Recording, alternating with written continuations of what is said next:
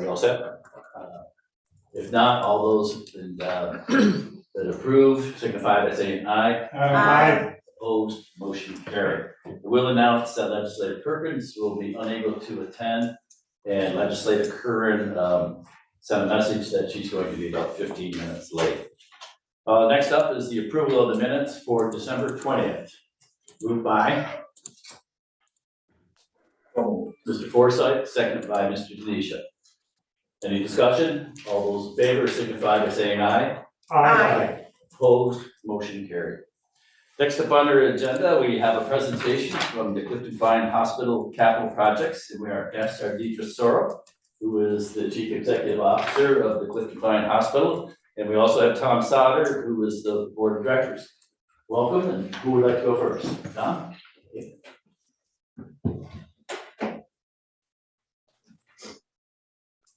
Good evening, and thank you for the opportunity to make a brief presentation to you tonight. I'm Tom Sauter, as Chairman Akers mentioned, Chairman of the Board of Clifton Hospital, and Deirdre Sorrell is our CEO. Clifton Hospital is the smallest hospital in New York State. It was built in 1949, and other than a 2009 clinic addition, which was required to replace a clinic that burned to the ground, we still basically operated in the original 1949 structure. We're a designated 20-bed critical access hospital and provide acute inpatient care, rehabilitation care, and long-term care services. Our patient services include, other than the inpatient, our clinic, where we see 400 or more patients a month, physical therapy, where we've been averaging 600 patients a month, our emergency room, which is 100 plus patients a month, and lab and radiology, where we see a couple thousand patients a month, and we employ approximately 95 people.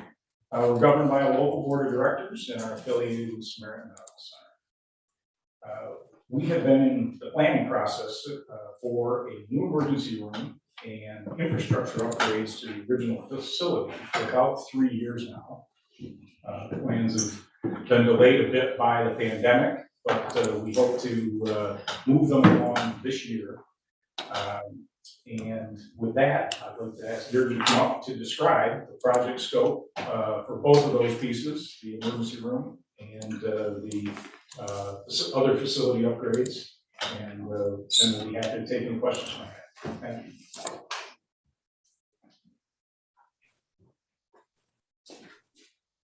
Good evening, everybody. Thank you again for having us. We've got the PowerPoint, which I was able to send ahead of time, which is great. So you've got a little opportunity to look at that. This is actually a rendition of what the new project will look like. We are building a 4-bed emergency room that will also be what we call kind of an outpatient pavilion. That is going to house our X-ray department, so some radiology services, and our laboratory services. So as a patient in the Clifton area, if you're going to come into the building, you'll be able to come into either relatively new space from the 10-year-old or 11-year-old clinic that we have, or our new entrance, which would then bring you to our emergency room or to our outpatient services. So we're going to be very excited to be able to have nice space that's state-of-the-art, that has many of the upgrades that that we need, especially along the lines of, I don't know if anybody's ever been to our emergency room at Clifton, but it truly is about 2 rooms.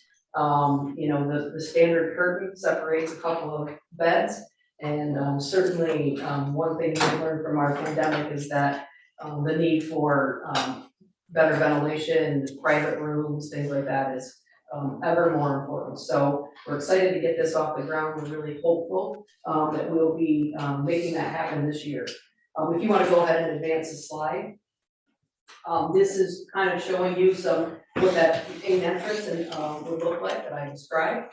You would come through the door, you go to the left if you want to access our outpatient services, or off to the right if you're going to the emergency room. You can go ahead and advance.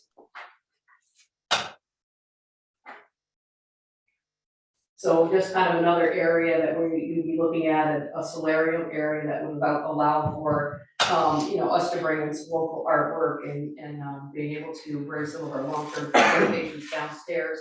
We sort of envision this area where they could sit and then perhaps be able to look out over the garden. You can go ahead and advance, please. Just again, some additional pictures of what you would see, and with the vision of the bottom left is our hope for an eventual second floor rooftop where we could, staff could go out and maybe take a break, and again, we'd be able to take some of our long-term care patients outside. So this really does take in the vision of being able to meet our needs now and really be prepared for whatever the future brings, which we all know that we need to be prepared for anything at this point. So really, what we can advance the slide. So what we've discovered is that while in the stages of planning with COVID, we, as Tom alluded to, we did put this on pause a little bit, but we also found that our pricing for this structure with the cost of construction was actually put us closer to about $1 million deficit. We really started off very close to our grant, and then with the cost of everything, the square footage is about double. So that actually caused us to also put this project on pause for a little bit. But that's kind of why we're here tonight, to really talk about the opportunity for some additional funding for us to be able to continue with the original square footage that we had designed. And this again is just showing some opportunities, some pictures. The bottom picture there looks at is the nursing station, which would then give us the opportunity to have vision into all 4 of the emergency room bays. As we are moving forward, we're continuing to look at grant opportunities. You can go ahead and advance that slide. We have applied for a USDA grant, which will help us to renovate some of our critical infrastructure issues that we have. Although I talk about the emergency room being built with this, with the first grant, about half of that grant actually goes into some critical need infrastructure upgrades. We have many things that are in need of, are actually requiring us to take care of, electrical wiring and HVAC, things like that. So about half of that grant really will go into things that we won't see, but things that we absolutely need to address, and then the other half of the grant will work to build the 7,300 square foot emergency room outpatient pavilion. Page 6 here, you're looking at just some opportunities for additional funding. We have certainly, as Tom talked about, we are very limited and live in a very small and certainly outdated space. We applied for a couple of grants, a USDA grant and a transformation grant phase 3 that we're hoping to be able to get some additional funding to be able to add some upgrades to our inpatient rooms in particular. And if you go to slide 7, and really sometimes a picture is worth all the words that I can put on paper. The current patient room, as you can see, they're very small. The bathrooms are not, they're not ADA, they're not accessible for patients of size. And we still have we have 2 rooms that are actually 3-bed rooms at this point that certainly wouldn't be something that most people are too excited about, being in a patient room with 2 other patients. So this is really kind of the vision of what we live in today. Aside from the physical layout, I've outlined there the many infrastructure, life safety, and additional renovations that are very needed, and that's the reason that we continue to apply for additional grants, so we can, once we get the emergency room taken care of, we can really start to focus on some of our inpatient rooms. And if you want to go to the last slide, that really gives you a kind of a view of our lab. We are certainly landlocked in our lab. We are completely out of space, and part of the USDA grant or the transformation grant takes into consider all of our patient area, not just the rooms, but really renovating laboratory space, our kitchen area. Really we'll look at certainly trying to do what we can to improve the working conditions for our staff as well as our patients. And the last slide kind of gives you the last sort of visual of what our new emergency room will look like. Very exciting, and we certainly thank you guys for the opportunity to present to you what our plans look like and what hopeful our future will look like for Clifton Fine Hospital. We'll take questions. Okay. Any questions for our guests from Clifton Fine Hospital? Mr. Misha. Thank you, David, could you tell us what the projected end date is?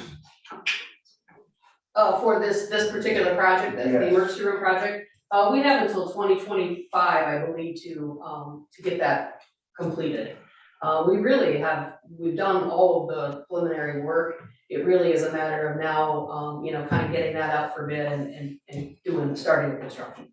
If we're able to start construction this year, our construction manager said it was about a year project for the emergency. So if we're able to break ground in May, we're probably doing a ribbon cutting in 23. If I could toss out a couple of additional details. The emergency room project was originally scoped at about $4.7 million.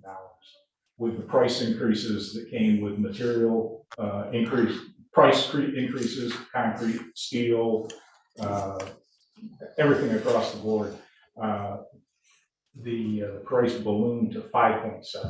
So we could, as Deirdre mentioned, we could handle 4.7, 5.7 was kind of shocking. That's on the emergency room piece. On the infrastructure upgrades in the main hospital, we have applied to USDA for $6.2 million. We will have somewhere between $1.5 million and $2 million that we have to match if we are awarded the USDA. So our total estimated needs at this time, now granted, we haven't gone back out to bid, they haven't gone out to bid yet, but our total estimated needs right now between the two projects are north of $2 million. That's our shortfall that we are trying to fill. This is Zach. Thank you, Mr. Chairman. You may have mentioned this and I just didn't catch it, but in a normal year, which I would cross out the last couple of years, how many patients do you treat, either in or out patients? So we have, it's a 20 bed, and we've been over the last couple of years relatively full. So we use about half of those beds to manage long-term care patients. We are an any use bed hospital, so we can choose to use our beds in any way. We're not a nursing home, we're not a, like an alternative level of care facility. We truly are a hospital, but because the community so needs that help and support, we choose to use about 10 beds for long-term care. And so that's consistently full. And then we have a census that we shoot for about 6 inpatients.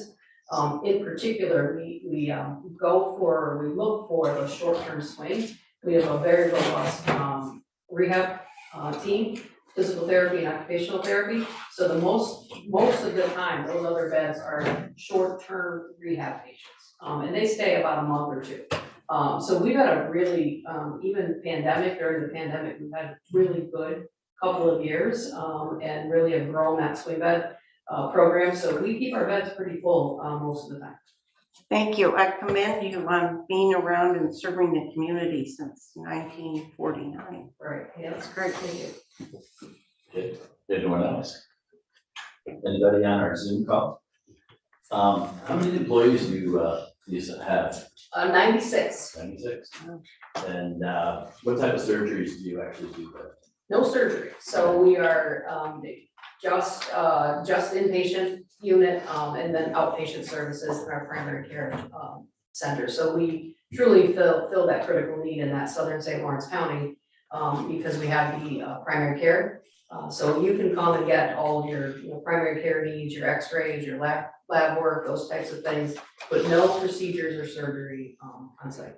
Are you fixing broken legs and things of that nature? Well, if they come to our emergency room, our emergency room will kind of stabilize, treat, and then ship. And your employees, are they primarily from the Clifton Fine area? What type of radius? The Harrisville, Clifton Fine, Canton, actually, some, travel, but mostly right in the Clifton Fine, Harrisville area. So I should note that we have invited Tom and Deidre to our American Rescue Committee. And so that's yet to be decided, probably maybe Friday the 11th, we're thinking, Ruth. I think so. So it hasn't been, the date hasn't been set, but we will be asking them for a financial presentation at that time. We certainly appreciate you coming. It's not an easy job here, but it's good to go north every now and again.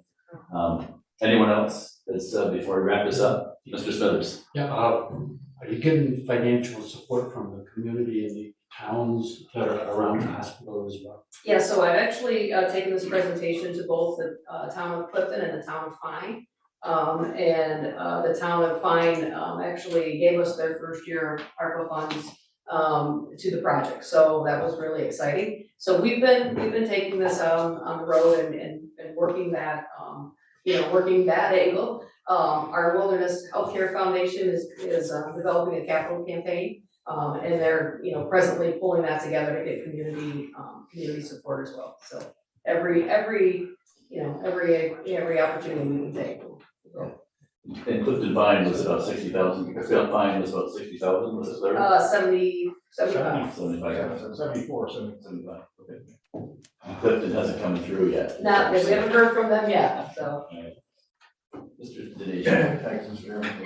Yeah, I would just like to thank Tom and Peter for coming down this evening. And there's a lot of folks within St. Louis County that are totally unaware that we have a facility that is as nice as we have in the Clifton Fine area. And I think it's a good opportunity to bring it up, let folks know that it's there. What it can do, and we just got to put in the plot. So how many miles are you from Governor Hospital or Samaritan to Maine or the other direction? Right, so that's what really makes us a critical safety net hospital. We're about 35 or 40 miles to Governor.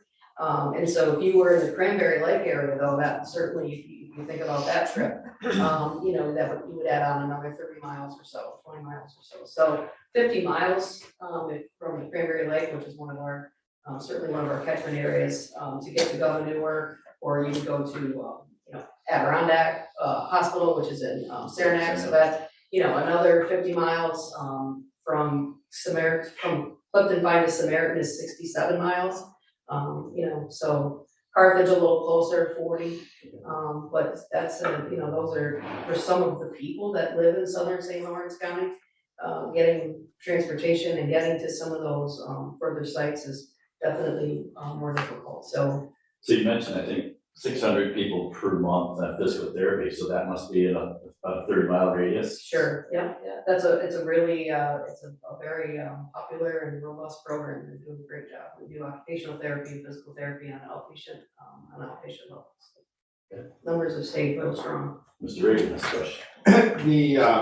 It's not so much a question, but I think all of us have constituents who snowmobile, ATV, enjoy what's available in the southern part of the county, and a lot of people go into the Cranberry Lake area and other area and have hunting camps and second homes and enjoy the trail network in the Cranberry area.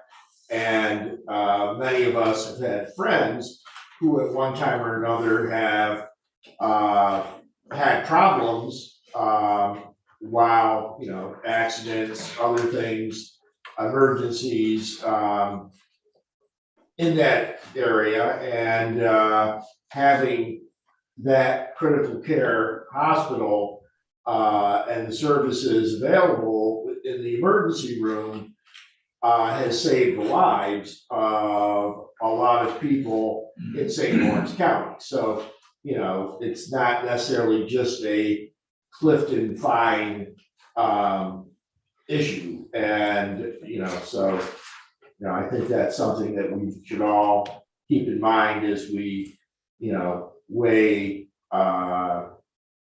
what to do, on this, because, there's a lot of people who may need your help at some point. We sure, in the summertime, our population doubles, and we're able to be there to take care of those needs, the Wanakee Ranger School.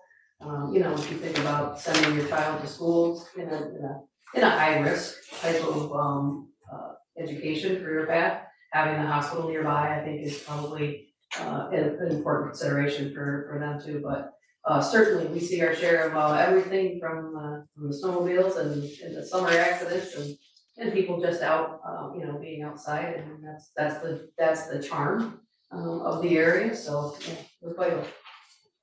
Is there any monies available in the infrastructure bill that has passed on the federal level that can support your hospital? You mentioned the USDA grants, Mr. Sauter.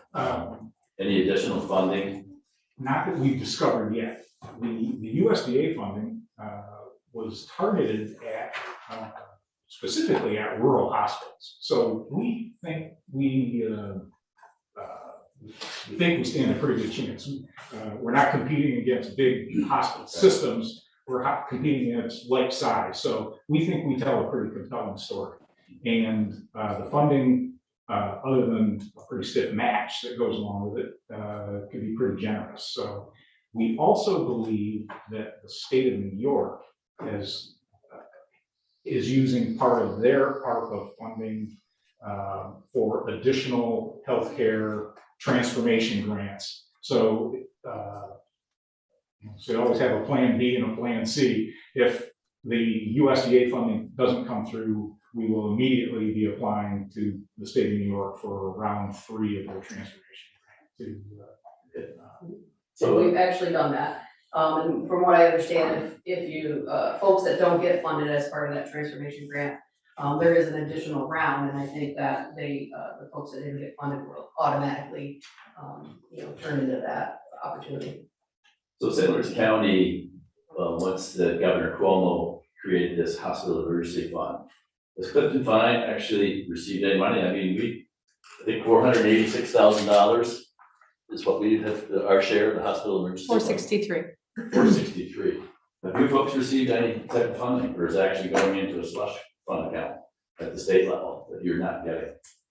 We've received some funding, typical funding like your VAP and those types of grants. There have been, right along, we've gotten smaller, Mother Cabrini, different opportunities and different loans. So throughout the pandemic, there's been a lot of COVID relief funds that we've had the opportunity to apply for and have been granted in some cases.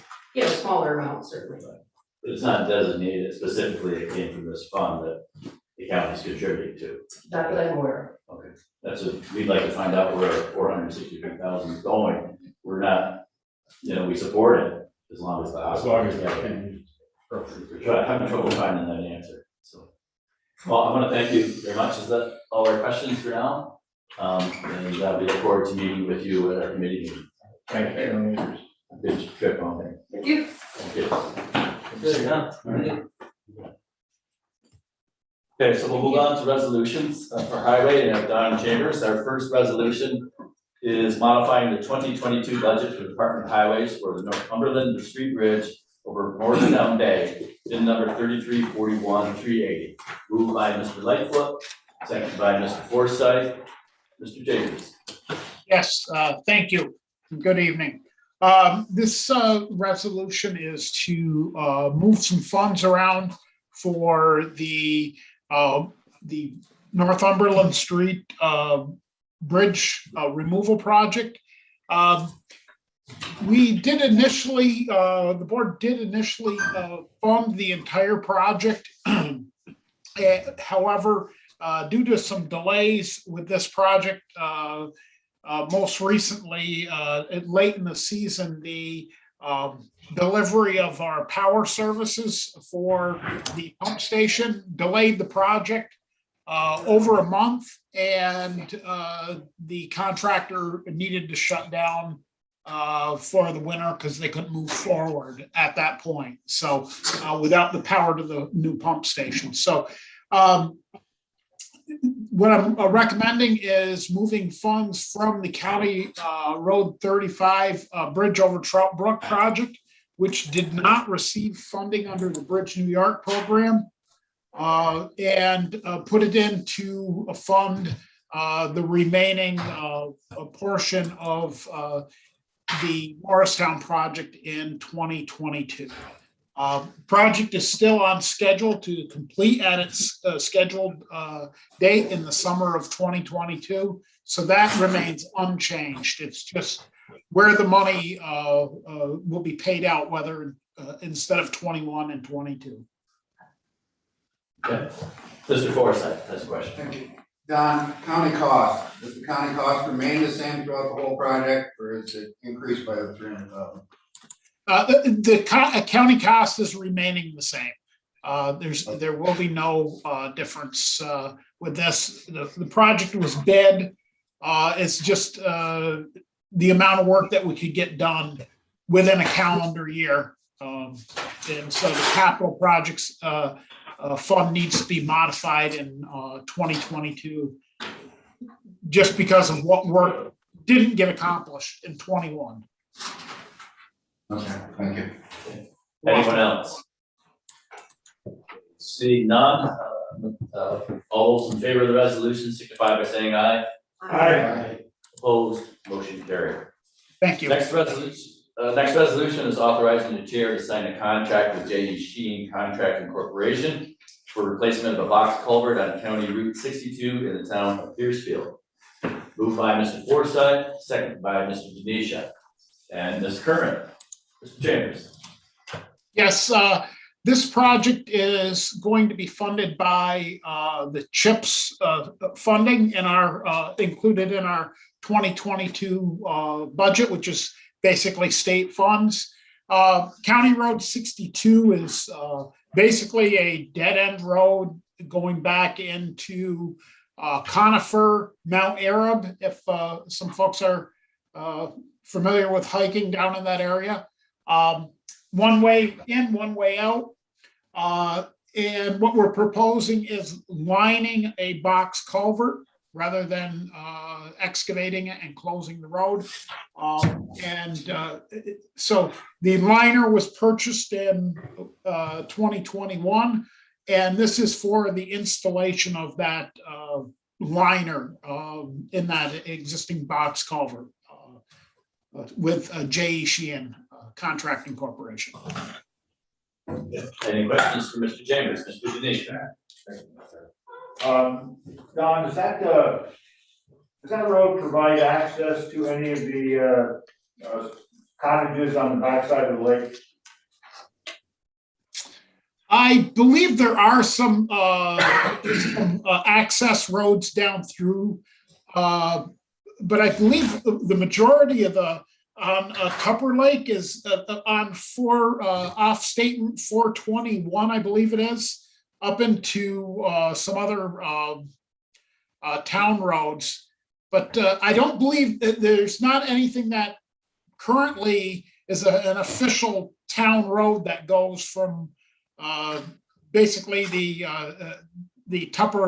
inlet of Tupper Lake through the Adirondacks at that point. So this is our only way by public highway in and out. County Road 62. Mr. Forsyth. Don, what would the traffic count be on the road? Daily traffic count? Any idea? I'm sorry, I do not have the traffic count. I could get that out of our data if you'd like, Dave, but I would say in the wintertime, it's probably quite low. But summertime probably picks up with folks going back in to hike. Any other questions for Mr. Chambers? Seeing none, all those in favor of the resolution signify by saying aye. Aye. Opposed, motion carried. Thank you. Our next resolution is authorizing the chair to sign an agreement with the United States Department of Agricultural, Animal, and Plant Health Inspection Service, Wildlife Services. Moved by Mr. Smithers, second by Mr. Lightfoot. and Ms. Curran. Mr. Chambers. Yes, thank you. This is an annual contract that we've been doing for nuisance beaver control. The USDA obtains the permits, removes the nuisance beavers. They submit our yearly report to New York State DEC, and also they obtain landowner approvals because quite often they need to go outside the right of way to deal with a beaver dam that may be causing a issue with a county road. Okay. Any questions for Mr. Chambers? Seeing none, all those in favor of the resolution signify by saying aye. Aye. Opposed, motion carried. Thank you.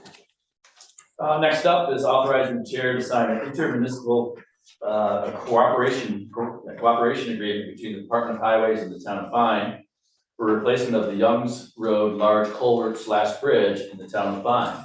Moved by Mr. Denisha, second by Mr. Smith and Ms. Curran. Go ahead, Mr. Chambers. Yes, thank you. The town of Fine was awarded a Culvert, New York program grant, which is going to allow them to remove some culverts that are in very bad condition and replace them with a single span bridge of approximately 50 feet or so. This will likely be contracted out. So this isn't, this isn't for services for the county to build the facility. It is simply an administrative assistance. In speaking with our planning office of New York State DOT, I think they said they would certainly appreciate if the county could help out this town with this heavy administrative lift for them. This paperwork is rather routine for our office, and I think it would be a great service for the town to help them through this process. Okay, any questions or comments?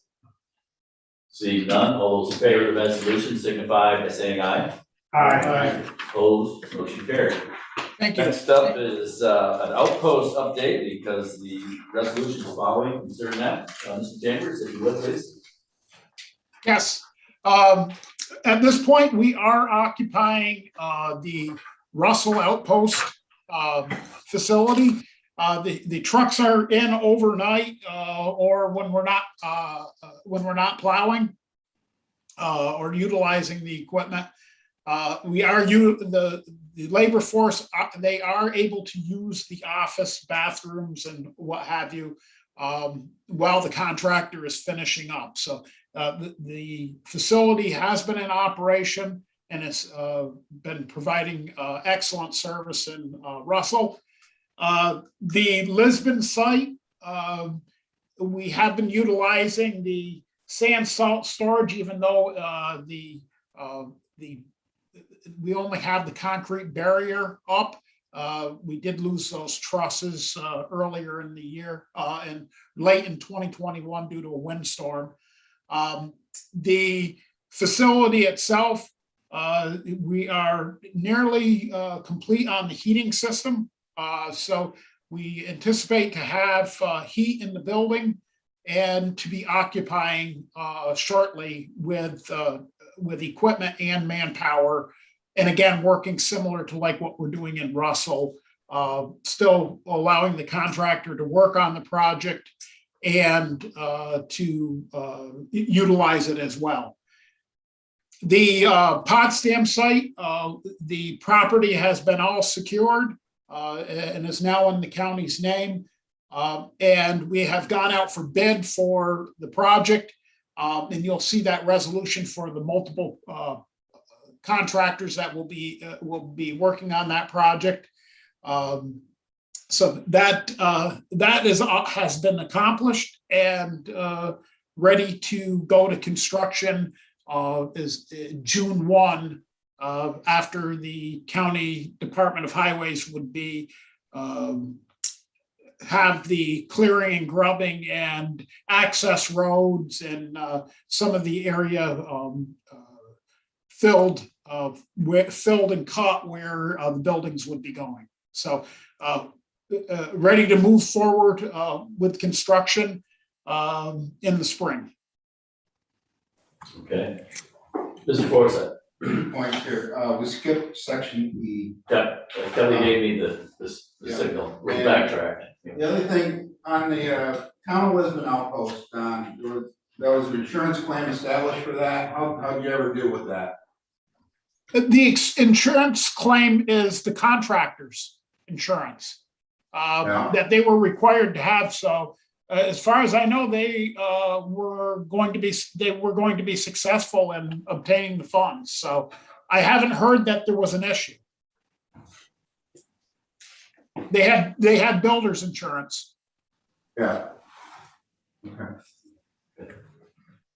So we need to backtrack before we go on. I missed the resolution, and this resolution is authorizing the chair to sign a contract with Delta Engineers, Architects, and Land Surveyors, DPC, for engineering design services for Skate Creek Road over the Oswegatchie River, which has been number 3340-930 in the town of Fine. Moved by Mr. Denisha, second by Mr. Smithers and Ms. Grant. Mr. Chambers. Yes, thank you. This is a structure that's in very poor condition that provides access to a large tract of land and town roads that are all dead-ended. So when we remove this structure, during the course of the removal of this structure, we anticipate that we will need to narrow it down to a very narrow one-lane bridge and likely replace it with a truss bridge, building the trusses or the through girders in the area for removal. There will be a point where we're likely going to need to shut the road down for a short period of time, cutting off access. But the way, hopefully we can plan this with a truss, with Delta Engineers designing it, we will be able to minimize the down time, which this structure will be totally out of commission. Hopefully a matter of days or hours. It is a difficult location. It is within the park, so we are restrictive as far as what we can and cannot do.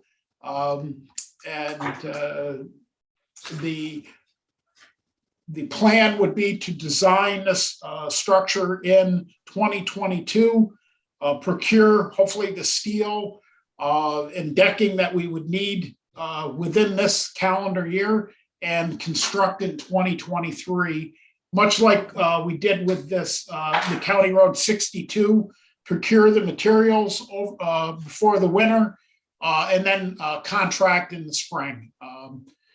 With such a lead time, it's important that we get out in front and get things designed, materials procured, so that we don't have a delay in construction. Mr. Denisha.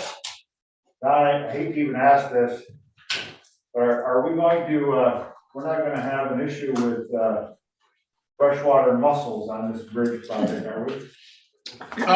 No, sir, this is going to be basically the bridge seat where the bearings go and up. We are staying totally out of the water. A few years ago, we actually did rehabilitations on the abutments before the mussel criteria was in the play. Thank you. You're welcome. Any questions for Mr. Chambers? Don, the sight lines for this one-way bridge, is it gonna require like some kind of traffic control mechanism, or are people gonna see the oncoming traffic and yield, likely yield? This is likely going to be a yield situation with the It is low volume, however, it's one way in and one way out.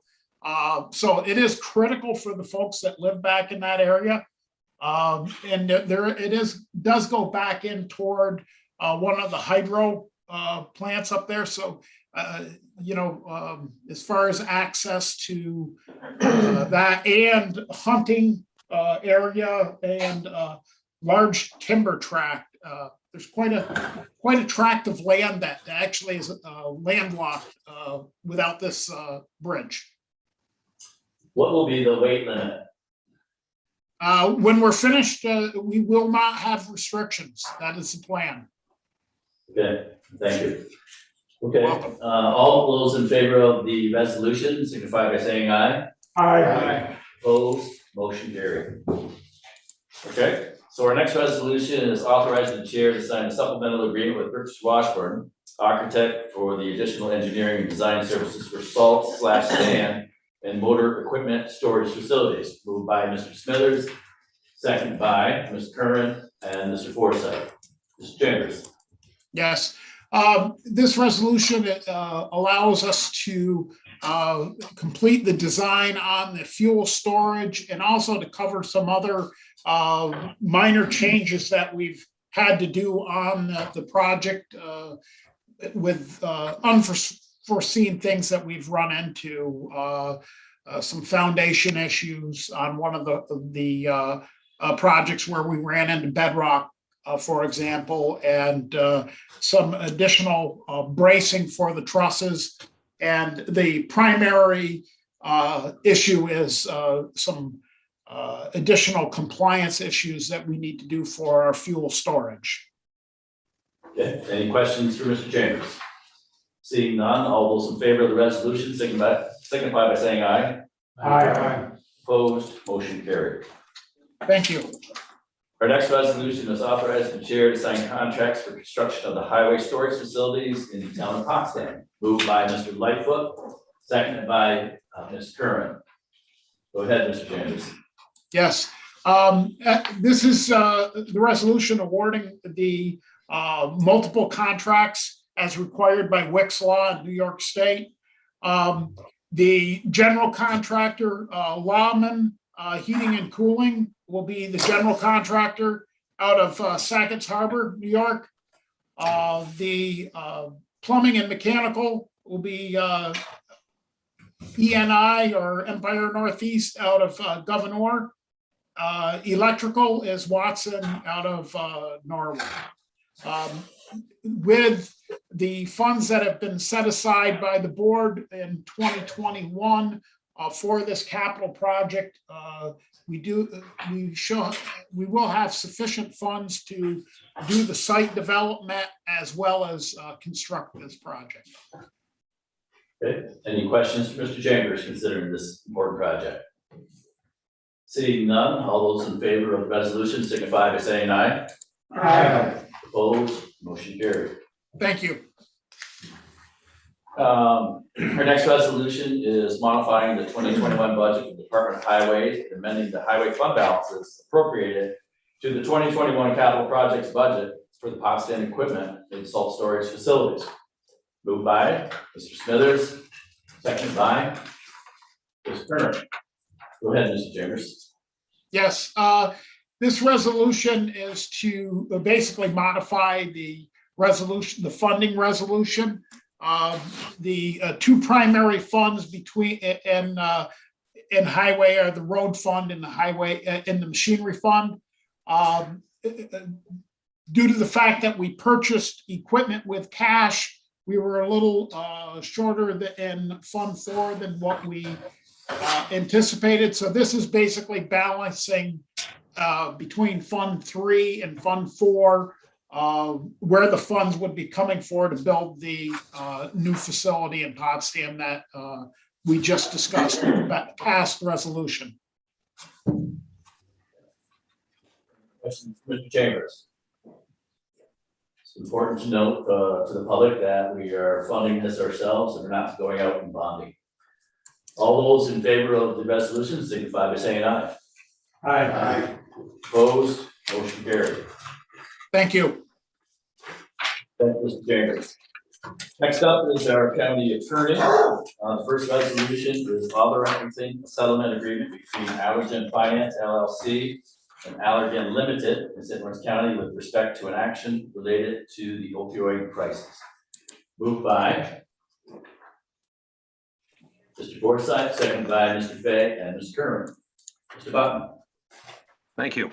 I think the board is aware that we've been engaged in litigation as a class litigant now since 2018 with respect to the opioid impact on our county.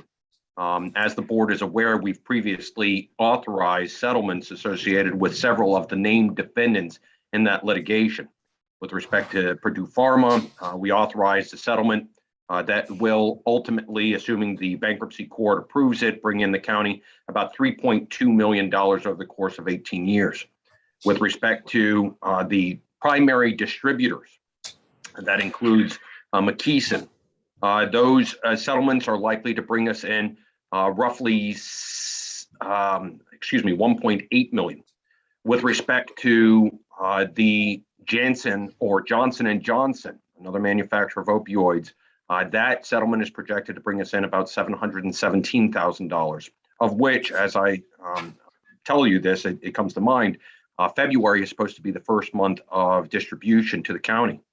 We may see as much as $348,000 just from the Janssen settlement in the month of February of 2022.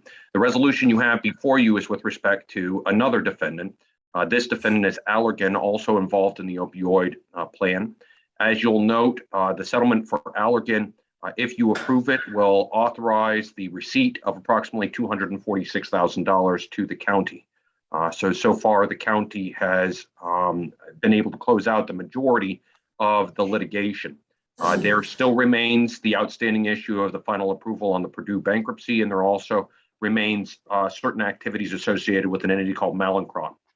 But this is another one of the defendants that is engaged in that litigation. Okay. Any questions for Mr. Button? Mr. Forsythe. Steve, if my math's right, that's $5,963,000 in different intervals over the next 18 years, depending on the settlement. Projection for the others, do we have any? What the total will be when it's all said and done? With respect to Mallinckrodt, I do not. I will note that there are restrictions on some of these settlements. Some of them have to be geared towards recovery activities or geared towards what they have deemed to be acceptable governmental practices. Interestingly, what they have defined as acceptable is actually a broad array of activities that could include everything from your more traditional activities that would include your community services department, your mental health department, all the way to law enforcement activities and even indigent defense to be provided to individuals who have drug recovery activities with opioid recovery. But yes, with respect to the amount that you listed, that does sound accurate for the cumulative amount. As for Mallinckrodt, I don't know where we're at yet. Okay, thank you. I just don't think we're gonna have any problem with spending these funds over the years, so thank you. Nicole Terminelli. Thank you. I just am wondering, the last time a needs assessment was done in St. Lawrence County, and if we have a prioritized list of intentions to spend the restricted use monies on as far as the opioid crisis goes. Ruth, would you like to speak to that? Ruth Doyle. Sure. So the Community Services Board does an annual services plan, and I think they do a more comprehensive update, if I recall correctly, every 5 years. Certainly something we can refresh the board with these totals in areas that they're picking up on extraordinary need. We can connect the two and see those totals and what we may propose to do with those funds coming in. Great. Thank you very much. Okay. Anyone else? Seeing none, all those in favor of the resolution signify by saying aye. Aye. Opposed, motion carried. Our next resolution is authorizing the chair to sign an agreement between the New York Environmental Protection and Spill Compensation Fund and the County of St. Lawrence, New York, regarding certain tax delinquent properties owned by Kendrick B. Grimshaw Sr. and Nancy J. Grimshaw, William H. Wilson, Bruce Galloway and Tamara Galloway, and Grant's Gas and Grocery. Moved by Mr. Denisha, second by Mr. Smithers and Mr. Lightfoot and Mr. Sheridan. Go ahead, Mr. Button. Thank you. I think the board is aware that this is a project that is near and dear to my heart. Over the course of the past 7 years, I have dedicated a lot of my time and effort to really working on something collectively with the board, with Gary Bowich, our outside counsel, with the DEC and with the Oil Spill Fund, to really try to target properties that are, for no better term than blighted, within the center of our communities. These 4 properties are all properties that were identified as petroleum contaminated. They've all had studies that have been performed on them and determined that they do have contamination on them. We are moving forward right now with quite a few, but these were the first 4 of this year that we were eligible to strike an agreement with the Oil Spill Fund that would see a cleanup of those locations, with the expectation that post cleanup, post foreclosure, they would be able to go to the auction. Any proceeds that we get would be split with the Oil Spill Fund and with the DEC, 50-50 to make up for their expenses. But I know that you're all aware the expenses that the DEC and the Oil Spill Fund incur in cleaning up these properties far exceed what we recover at the sales. The beauty of this plan is that we get properties back and active on the rolls. We get properties back to productive use in our communities, and we get our properties actually cleaned up. The 4 properties you have in front of you are actually spread around the county. We've got 8 others right now that we are engaged in. Hopefully we will have more before the end of the year. But the 4 that you have in front of you, we have one that's in the downtown Hammond area. We have one that is in essentially halfway between Canton and Potsdam. We have one that's in Russell, and we have one that's in Messina. So I'm asking that you would approve this so that we can continue the good work that we've been engaged in. Just so that you're aware, should you approve this at this point in the past 7 years, we will have cleaned up more than 65 properties, either individually or collectively with the Spill Fund and the DEC. So that's a great task. Mr. Forsythe. Steve, I'd like to applaud you and Gary Bowich both. I know you've been relentless in this, and the accomplishments speak for themselves.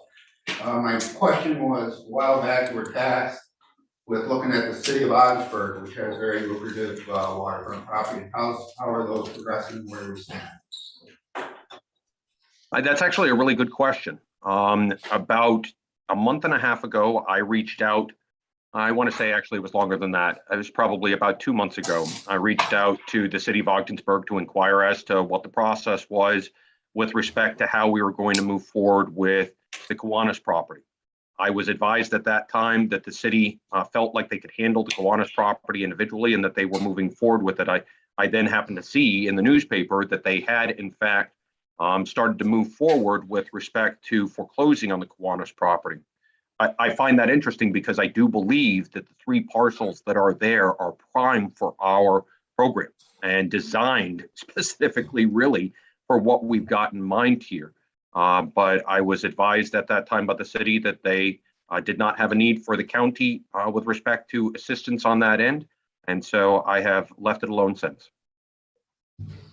Just to follow up, perhaps after tonight's meeting, we can reach out to the city, either you or one of the legislative reps, and see if we can get those conversations started again, because I think it's critical that we start developing that waterfront for all residents. Mr. Lightfoot, just if I may sort of echo your comments, the county's program has been identified by the state as being a preeminent program for the cleanup of property around the state. And I know, and you know, and I think this board knows, there is property along the waterfront in Ogdensburg that would benefit greatly as a result of our activities if they wanted the additional assistance and if they accepted it. Thank you. Good. Anyone else? So Steve, please pass on our thanks to Gary Bowich and his assistants. It's 65 properties is a tremendous impact here in St. Lawrence County, environmentally and productivity also. So no further questions. All those in favor of the resolution signify by saying aye. Aye. Opposed? Motion carried. Okay. Next up, we have our partner, the Industrial Development Agency, represented by Mr. Patrick Kelly. The resolution is approving the St. Lawrence County Comprehensive Economic Development Strategy as prepared by the St. Lawrence County Industrial Development Agency. Moved by Mr. Reagan, second by Mr. Denisha. Mr. Kelly. Thank you, Chairman Akers. Thank you, everybody. The Comprehensive Economic Development Strategy is an effort of many different stakeholders and individuals, communities, county level. We have business partners, workforce partners, colleges, lots of institutional help. You see in your resolution some of the sources that we utilize as we put the SEDS together. The resolution also points out that this is it's an evolution from the Comprehensive Economic Development Strategy that was put together in 2017. They're meant to be 5-year documents with annual updates. We did an update in 2019. 2020, the pandemic hit and things kind of went haywire as they do. But we have been working the last year or so on this newest Comprehensive Economic Development Strategy. You'll see, I know the SEDS, and I use the term SEDS sometimes before saying what it stands for. The SEDS that was provided to you, there are 6 primary parts. There's the data sources and the input that was utilized to create the document. There is information on the county's strengths, weaknesses, opportunity, threats. You hear SWOT analysis, common term used. There is a section in the SEDS that is meant to be an action plan. It's meant to be aspirational. That is in here where you start with goals and objectives, and then you work down through specific steps that you hope to enact and implement to accomplish your goals and objectives. There's an evaluation matrix where we've utilized what we call internal data sources, which is what's available to us for the activities that we are undertaking on your behalf. And then there's external data points, which is what's available through the Census Bureau, which you can get from the Department of Labor and numerous other sources. Much of that information was provided to us with help from the county planning office. We utilize the information that they have at their disposal as they're working on grants on your behalf and other planning activities. And then there is a resiliency section, which is normally something that for our county, you talk about the occasional ice storm, you talk about earthquakes in the 1940s, and you say, if these things happen, we'll all work together and we'll get through it. Certainly what we've been working through the last couple of years changes the tone of that kind of section. So there is a lot in there about pandemic response. It's about relationships, coordination, cooperation. One of the things that SEDS have 2 purposes. One is as you are out seeking funding from various sources, and you could be a community, you could be a stakeholder group, you could be a hospital, municipality, and a public development agency. It often helps you as you are seeking in particular federal funds to connect what your application is seeking with some overall planning document or economic development strategy. Here, there's local communities that have plans, waterfront redevelopment plans, there's the county SEDS, there's the North Country regional plan. There's a lot that's out there. We have built this one, we think, with a lot of input from the communities, from the stakeholders to fit within what communities may want to do, what the regional plans may be, but to be unique to St. Lawrence County. There is a section within the action plan that spells out our sectors. One of the reason you update this annually is because it is meant not to be something, you hear this all the time, put on the shelf and then forgotten about. One of the sectors that we debated including that based on a recent presentation I saw has caused me to change my thinking was healthcare. The sectors are normally driven by where you think you're going to see growth in economic activity. Hearing the Clifton presentation this evening, I would ask if we can get you an updated version in the next day or so before your full meeting. We can include healthcare as a sector, and we have a relationship with the Clifton Hospital and the other hospitals. And I think it would be pretty easy within the infrastructure section of the document to, we'll add information about healthcare as an industry. And then in the action steps, we can tie in very specifically with what they're trying to accomplish, but also there's relevance to the rest of the hospitals and the overall healthcare network within the county. I will entertain questions. Okay. I can't believe it's not hands up, everybody's set, just really good. Mr. Chair, if you'll indulge me, They're both I asked for, right? and I'm sure you will. If I could combine my Industrial Development Agency report into my comments here, then you won't have to call me later on. I'd like to call a vote on this, but I will, as chairman, I will allow. Thank you. Just to put this into terms that the average person can understand. In order to carry out the aims of this comprehensive plan, for example, the IDA packaged a $450,000 loan for Clifton Hospital as part of this clinic rebuild and upgrade of the hospital that they talked to us about earlier today. And the IDA put up $150,000 as part of the loan package, helped get $150,000 from the North Country Alliance and $150,000 from the Development Authority of the North Country in order to help move that hospital project forward. The IDA is currently working with Atlantic Testing Laboratories on their Lincoln Street property in the village of Canton to help them expand their drilling division and add employment and add equipment, which allows them to continue hiring engineers and technical people and put them to work on projects here in the county so that we're not reliant on companies from out of state and out of the region and out of St. Lawrence County on the environmental projects that are constantly occurring across the county.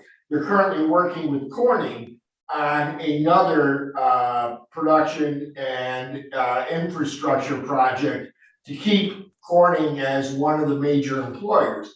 I think people tend to forget that just over the past, I'm not sure how many years, Patrick, with help from the IDA, Corning has expanded from like 210 employees to now pushing close to 300 employees of high-paying, terrific careers, and this county benefits tremendously from Corning's expansion, and in order to do that, they've had to increase their square footage, and I think it's something to the tune of how many square feet have we helped them?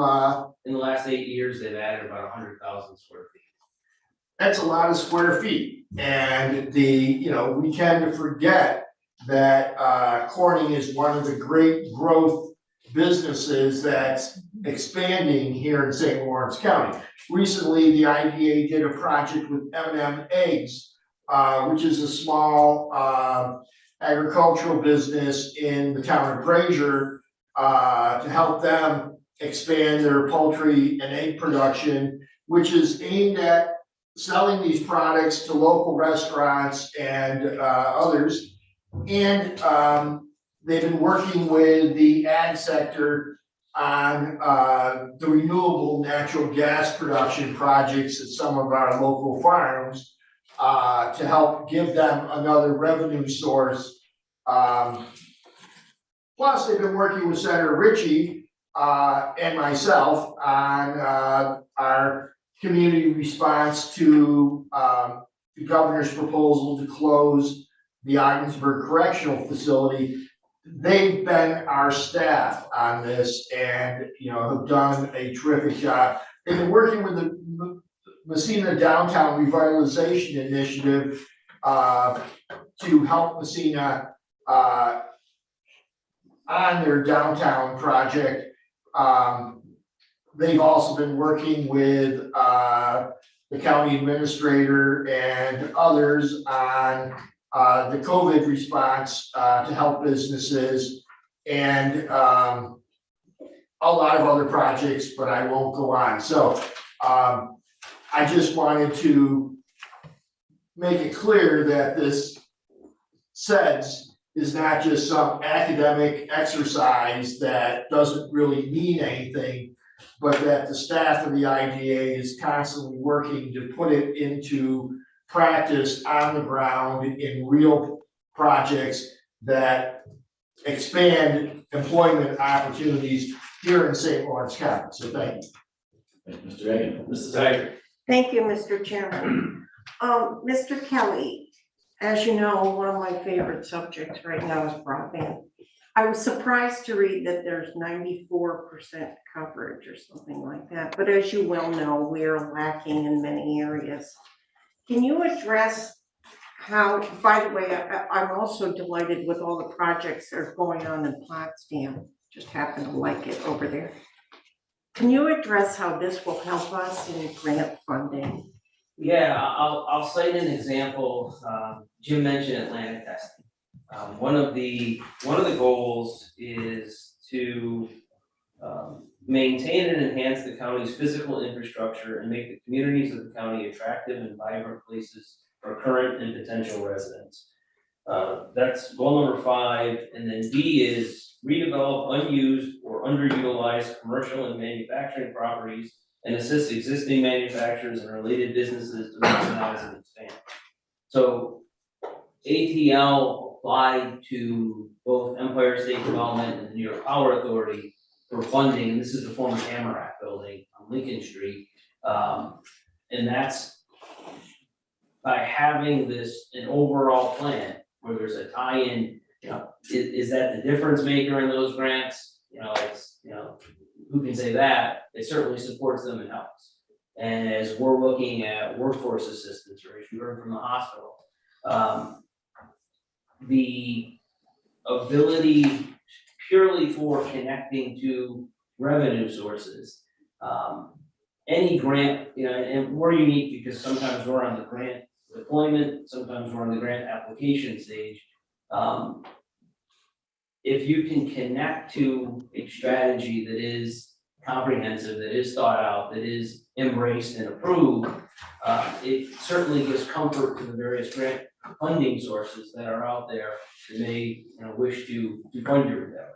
So that's a real world example of how those connections can help. And the one thing I want to point out is the goals. We have a new goal. The goals have been updated, rewritten, and a new one was put in to elevate and grow the workforce through improved employer job seeker matching systems, locally customized training initiatives, and better connections with the education sector.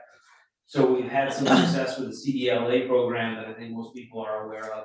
The idea is, how do you then take this, and workforce is everything right now. Anywhere, not just here, but the ability to train, to find, to upgrade the workforce is driving investment decisions and is driving business survival realities right now. So we're out looking at some of the federal programs. You mentioned some of the federal funds that are out there right now.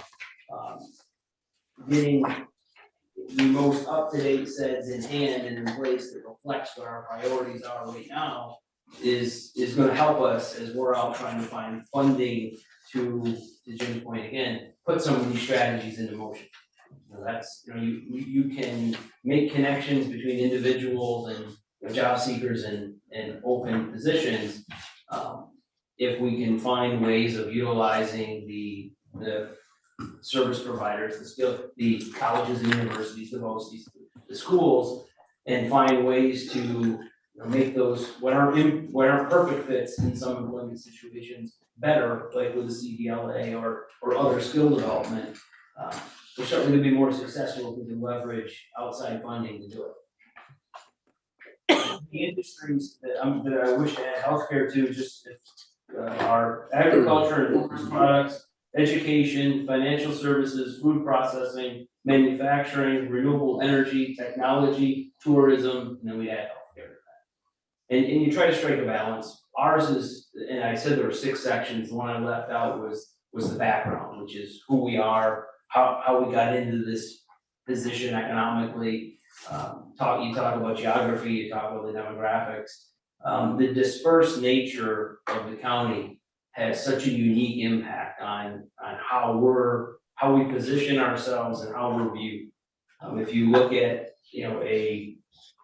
a more centralized area, you can look and say, oh, there's a few key parts of their economy. With us, because there's not really a population center, there's not a central workforce area, there's not a central retail area. We do have we have 5 colleges and universities, which is very unique for a rural county. We also have an aluminum smelter. There's not many places where those things are within one framework or within one entity. So you strike this balance between reflecting the diversity of the landscape of the economy while also trying to be targeted, and you can't include everything. Good, Mr. Forson. Patrick, you touched on an issue a couple seconds ago, the CDL. Yep. Now, it's my understanding, my son was just reading to me this morning that pretty quick you have to take the course in order to get a CDL. There's no more going sign up for a permit, riding around with a guide and getting your license. The course is anywhere from $4,000 to $6,000. Yeah, roughly. Yep. Roughly. Yep.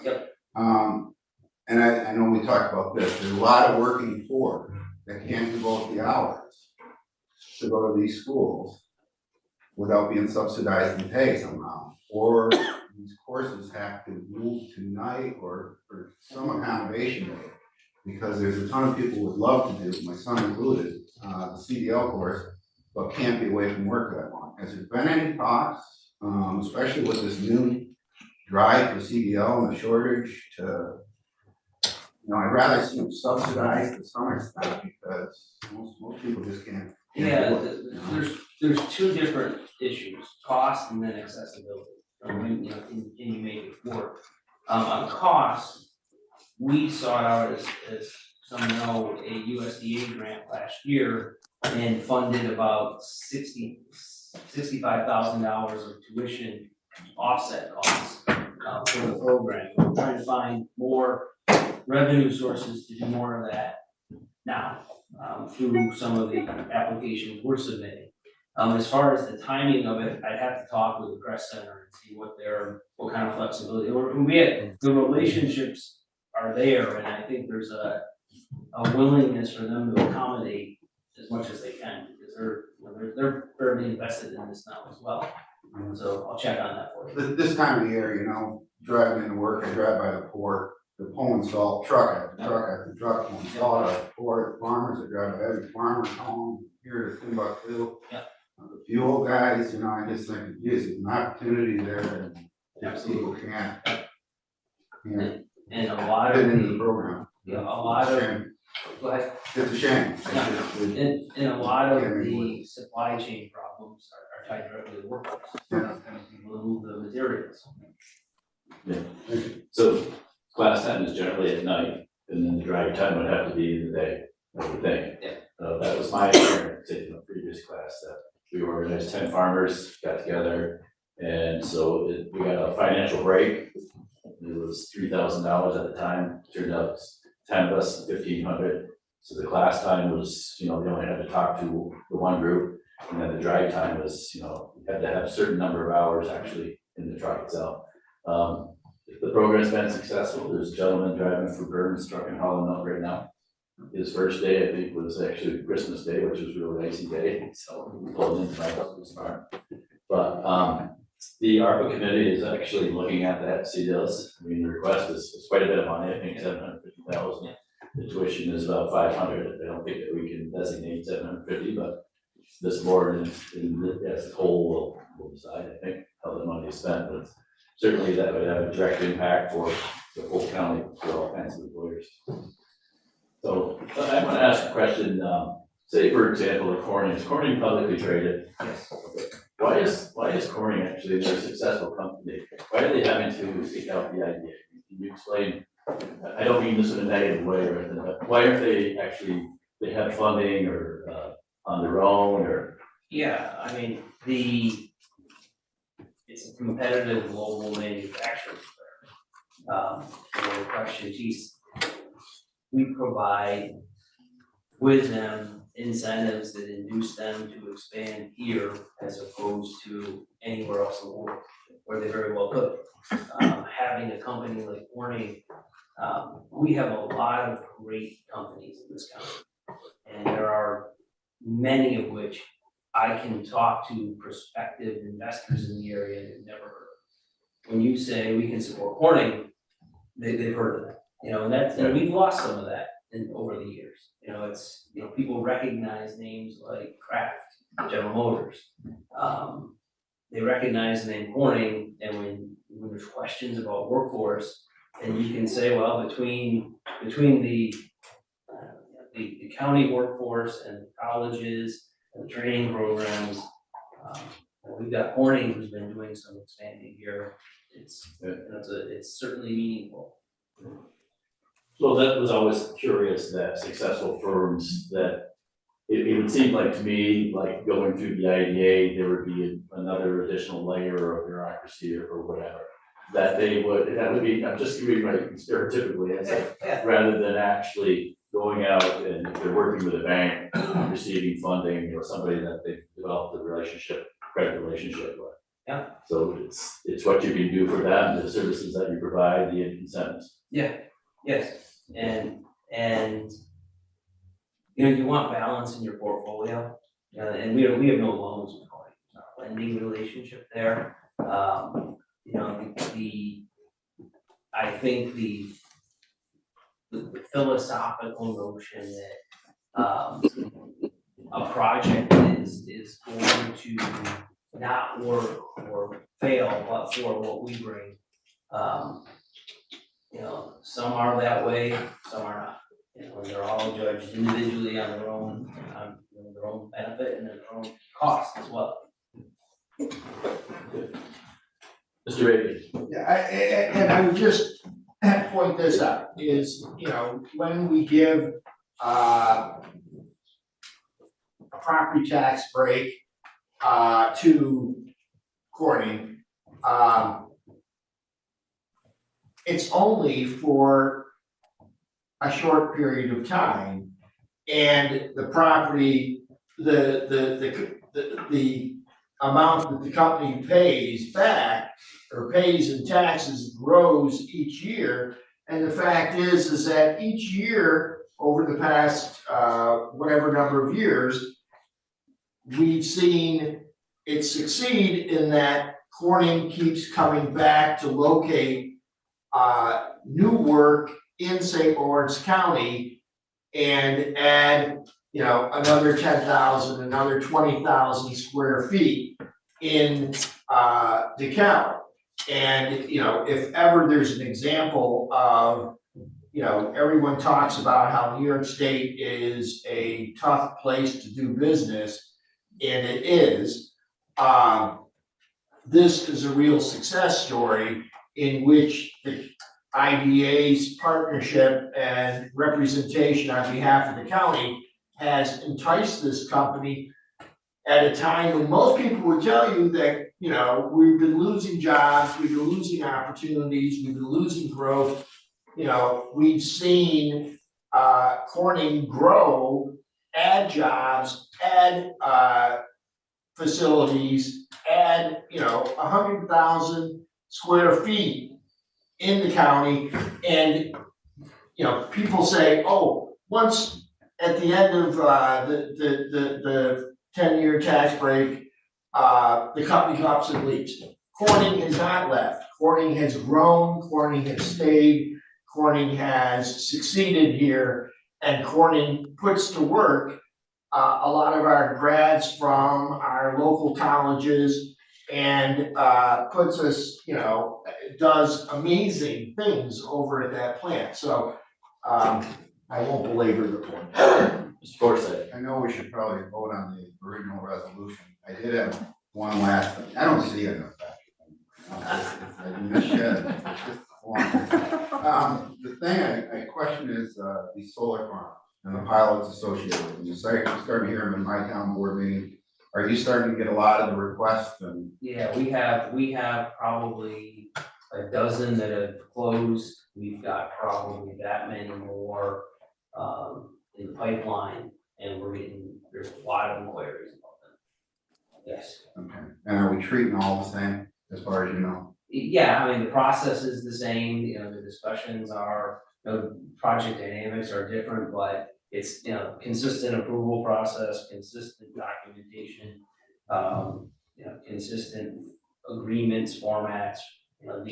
The idea was to try to have some consistency where if we're involved, what's happening in Lisbon isn't dramatically different than what's happening in Governor, and that we've achieved. And the town boards all seem to be up to. Yeah, we get consent from all of them before we approve the pilot. I know in our town, we had a couple slip through the cracks, and I think it's changed. We have some, each one is different. I suspect I'll be back to talk to you folks about one of them, that is because of its unique circumstances outside of the IDA process, but still wants to talk about a pilot for the county. So there's. Okay, thank you. I believe You get an opportunity to see me again, so. I believe Mr. Burke has a question. Go ahead, John. Mr. Burke? Excuse me, Patrick, I'm certainly a big fan of the IDA. You got a great leadership, great board, but as I skimmed through all 65 pages, I couldn't help but think that the IDA is bearing the burden of our economic development. And when we looked at your action plan, if you took the IDA out of the responsibility or out of the responsible agency, there wouldn't be much left. And economic development, a lot of people should have skin in the game. And I guess I'm just wondering, how could we all expand that responsibility so that it's not just the IDA, that it's everybody. And I guess the other question that I would have is, what are we going to look like? We've got a year ahead of us. I saw some 5-year targets, but at the end of this year, what do we hope to achieve? And and how will we measure that? It's a very detailed plan, and I, to be honest with you, I tended to focus more on the threats and than I did on anything else, weaknesses and threats. Not saying that we don't have a number of opportunities and strengths, but it's a big challenge, and no matter how much the IDA focuses on this, I don't think you can do it alone, and you can't be the sole responsible agency for that. And again, I guess I just wonder, how do we get people to participate in the process of economic development? John, thank you. That's a great question. part of it is driven from a reluctance to assign deliverables to others, without, where there will be case where there will be other people working on these things. You know, the document is aspirational, for sure. To answer your question about, you know, in a year, one of the challenges we have is because of the data sources one would typically use and what's available for us and what isn't available for us in real time, for lack of a better term. That's why we went with the internal matrix as well as an external one, so we could gauge the level of project activity that we're undertaking. The targets are 5 years in there, but we're gonna be tracking them every year.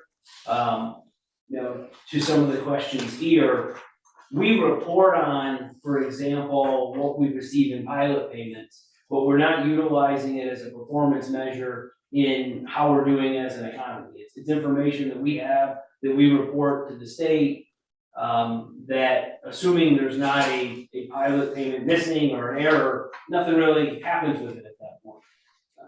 The plan on the ongoing basis is to utilize that information as more of an ongoing benchmark and guidepost. We have a lot of cooperation and we have a lot of effort that's undertaken that may not be as well documented in the action steps as could be.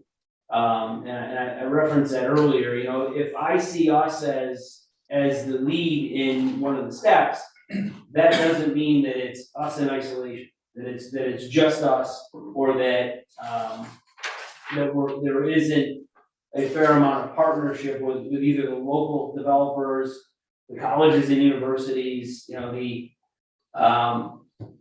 so, you know, the answer to that may not come for another year. You know, it may be as we do an annual update, we look back and say, okay, this was more than we bit off more than we could chew. And that to some extent happens with the research agenda, which was in the last SEDS. We started to make progress on that, and then for, you know, a variety of reasons, the pandemic certainly being one of them, you know, a lot of that stuff got thrown out of the canoe. The success of the plan, you know, lies within how well it's executed and implemented. And other than saying, I see a willingness from the people that we work with around the county to work with us on these things. But you're right, there are numerous instances where it's us, but there probably in those instances aren't better alternatives as the lead. Okay, Mr. Ray. Hopefully this is the last time. Thank you, Mr. Chairman, for indulging me. I think it's important to note that one of the great things about the IDA and its staff is they're constantly working with their community partners all around the county. Whether it's working with DANK and the North Country Alliance on the Clifton Fine Hospital project, whether it's working with the city of Ogdensburg on the Newell building, whether it's working with Messina on their downtown initiative. My point is that they're not working alone. It is not just the IDA out there plugging away. They are actively engaging the outfits in each community that know their community best and assisting and enhancing their efforts and bringing, you know, partners into it that these individual communities don't necessarily have access to. And so, I mean, this is a countywide cooperative effort that the IDA is constantly involved in trying to get buy-in from the local leadership and the groups in the communities that many of you represent to assist them in fulfilling their goals, which are also our goals of creating jobs, creating opportunities, creating, bringing new jobs into St. Lawrence County and retaining the jobs we have, because this is a global economy and other communities are constantly trying to take our businesses from us, whether it's, and it's other countries too. And, you know, without the efforts by the IDA to get involved early on with many of these companies, we would lose many of these firms to other places where in other states that are offering much bigger incentives than we would ever dream of offering. Let's end this with introduction. I'll make it quick. Okay?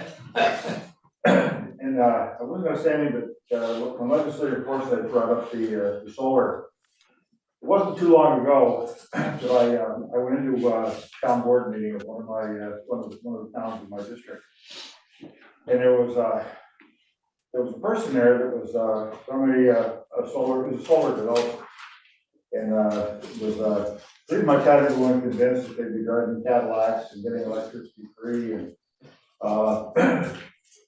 well, at the end, this person asked if anyone had any questions. Well, first off, if you don't know what questions to ask, you know, so I asked a couple questions, and it became obvious very quickly that this person hadn't done a whole lot of homework.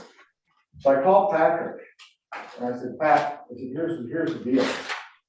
That this developer is essentially, I believe, trying to sell this down a bill of goods. Immediately, Pat got involved. It actually attended the next town board meeting. So that's just another service that's provided by the IDA. And I think so many of our towns are small, they're rural, they don't know the questions to ask. So, you know, I think we're very fortunate to have an asset that does know what questions to ask, and they're ready to help. Thank you, Mr. Denisha. So, okay, all those in favor of the resolution signify by saying aye. Aye. Opposed, motion carried. Thank you. Can Yeah, sure. close with, I mean, Absolutely. I'm inspired by these kind words. You want to know our RBRDA too? You know, this is the first time I've been back here since the pandemic started, and these have been imperfect times. And I talked about cooperation and coordination and communication in the framework of resiliency in this document. And I'd be remiss if I didn't point out the outstanding level of support I feel like we've gotten at the IDA from the county through this last 2 years. There's a lot of challenges and struggles dealing with the pandemic in the business community. One of them for us has not been access, information, partnership with the county. I mean, the departments, obviously public health, Ruth has been outstanding. The leadership and at dinner, I mentioned the planning department earlier. We're working on this task force with the chamber and the cooperative extension and the small business development center. And I know the level of participation and awareness that we have gotten from the county leadership is far and away greater than a lot of my counterparts are doing. There's a lot of people We had to fly a lot, through a lot thicker fog through this than we had to. And it's certainly appreciated. There's challenges, everybody's got different views on how you approach different things. But again, when you look at resiliency, the stronger the ship is going into the seas, the better it's gonna sail. And we had good relationships before, but it has been certainly a testament to your willingness to help us, which I think is reflective of your interest in the business community of the county. So thank you very much. Appreciate it. Well, Patrick, credit goes to you, and the IDA, for stepping up in the early part of COVID, when nobody knew what was actually gonna come out of it. How you stepped up and supported the businesses that you dealt with in the business community. Thank you. Well, And I think that was, you were on the forefront and you were there quickly. we have tried to keep that up. I know it frustrates people because you hear something at 4 o'clock, then it's different at 6 o'clock, and it's I try to lean on the employer community now because it's the institutions, it's the businesses across all those sectors that I talked about before, all struggling with these 10,000 little bits of information coming at you that you just got to pick what's the most relevant and what's best. So thank you. Thank you. Okay, next up, Treasurer Renee Cole. And the resolution is modifying the 2021 budget for the Treasurer's Office for additional sales tax distribution. Moved by Mr. Denisha, second by Mr. Forsythe. Ms. Cole. Thank you. Hello, everybody. So this is the 5th year in a row that we have brought a resolution to modify the budget for additional sales tax distribution, 2017, 18, 19, 20, and now 21. We've had positive years that have exceeded our budget. I will note that the 3 years before that were substantially negative. So it's kind of a roller coaster. I did send out the sales tax results this afternoon for January, and actually those are the final numbers for 2021 as well. So this resolution is to modify the budget so that we can pay the municipalities. But I'd like to go into just a little bit of background about our sales tax because there's been a lot of discussion about sharing and what the arrangements currently look like. So a big factor, I think, with sales tax is that counties were enabled by the state of New York to collect sales tax because Medicaid expenses became a shared expense between the counties and the state. There was state legislation in 1965 that took effect in 1966. This made Medicaid a new and significant county cost. This is a cost that's covered by the county on behalf of all county residents. St. Lawrence County's statutory share amount is $548,788. So if you were to take this figure into account by reducing the county share of sales tax, because this is 100% county cost that we pay, that we are paid, that we're statutorily charged with paying by the state. If you were to take this and reduce our county share by the Medicaid local share cap, it drastically changes what the current sharing percentages look like. And I wanted to share that because it's a different way to look at, and we often don't associate, I think, that Medicaid cap with our share of the sales tax. As you know, we have 58.39% is how it looks right now, with the city of Ogdensburg previously receiving 6.43% and the towns and the villages sharing in 35.17%. If you were to take this $24.5 million off of this year's receipts that I sent you, we'd be sharing $48.462 million, of which the county would receive about 18 million. The city of Ogdensburg received 4.7 million, and the towns and villages received 25,679,000. Those percentages change our county share from 58.39% to 37.31. With the city of Ogdensburg, because it adjusts all of them, if you reduce your denominator, the city of Ogdensburg received 9.7%, and the towns and villages actually received 52.99% if you are using the net sales tax collected after you reduce it. by the Medicaid amount. So just another way, I think, to look at it and to keep it in your radar that the county, no matter what, has a $25 million bill that we have to pay. And that was the trade-off for receiving the sales tax. And the Medicaid is a benefit to all county residents. So going back to the resolution, as you're all aware, we received more sales tax revenue than budgeted for in 2021. And because we share the revenues with the municipalities, we've also exceeded our budgeted expenses for sales tax distribution. This resolution addresses that and will allow us to distribute the additional monies at the end of the fourth quarter. And if I could, just to talk about some of the factors for this year's astoundingly good results that everybody is sharing the benefit of in St. Lawrence County, all municipalities. Some of the factors that we can look at for this are inflation boosted our sales tax receipts. Consumers were also buoyed by direct lump sum federal payments in January and April of last year. Enhanced monthly employment insurance benefits ended in September, and enhanced child tax credit payments of up to $300 per child per month just ended in December of 2021.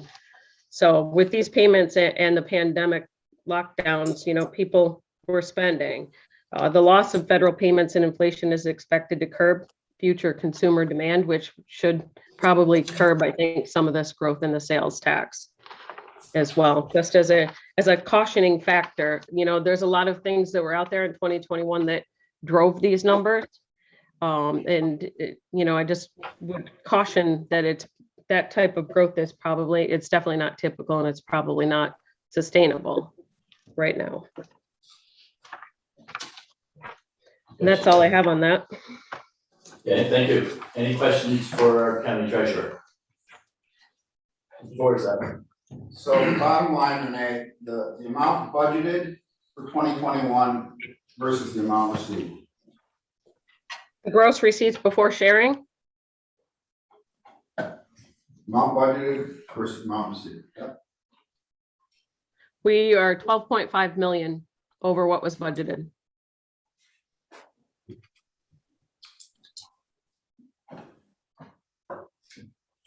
Okay, so we maintain a little over $6 million.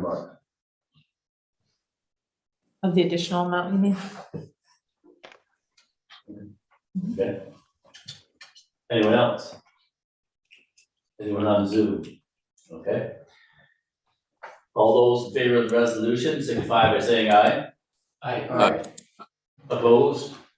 Motion carried. Next resolution Kevin, is up. Go ahead.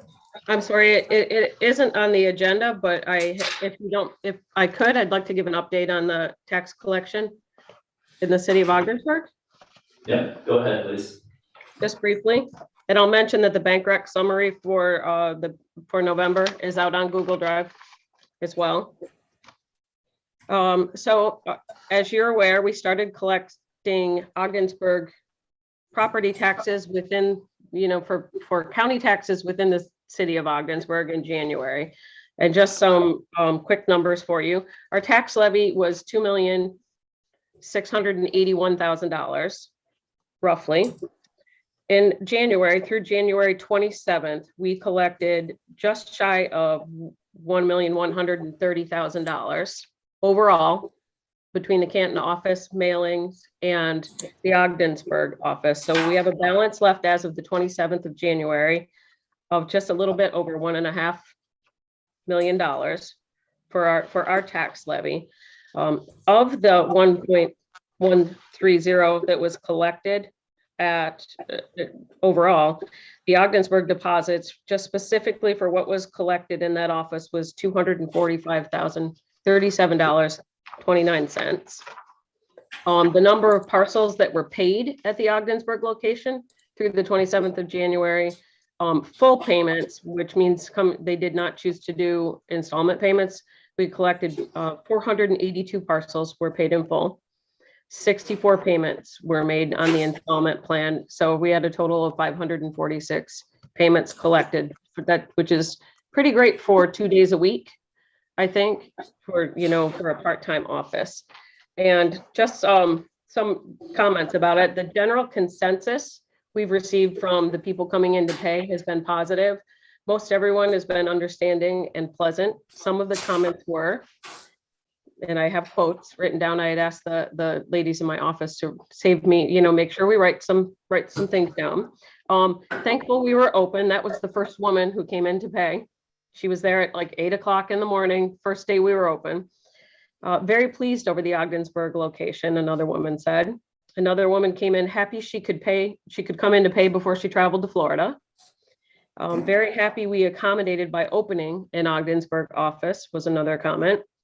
We've had some questions on the credit for 4 months and why they don't receive credit for that. And what that is about is the change in their schedule to a January bill instead of an April. So we just had to explain the fact that the bill is actually for the whole calendar year, even when they were being billed in April. And people have been very clear about understanding that, no problems.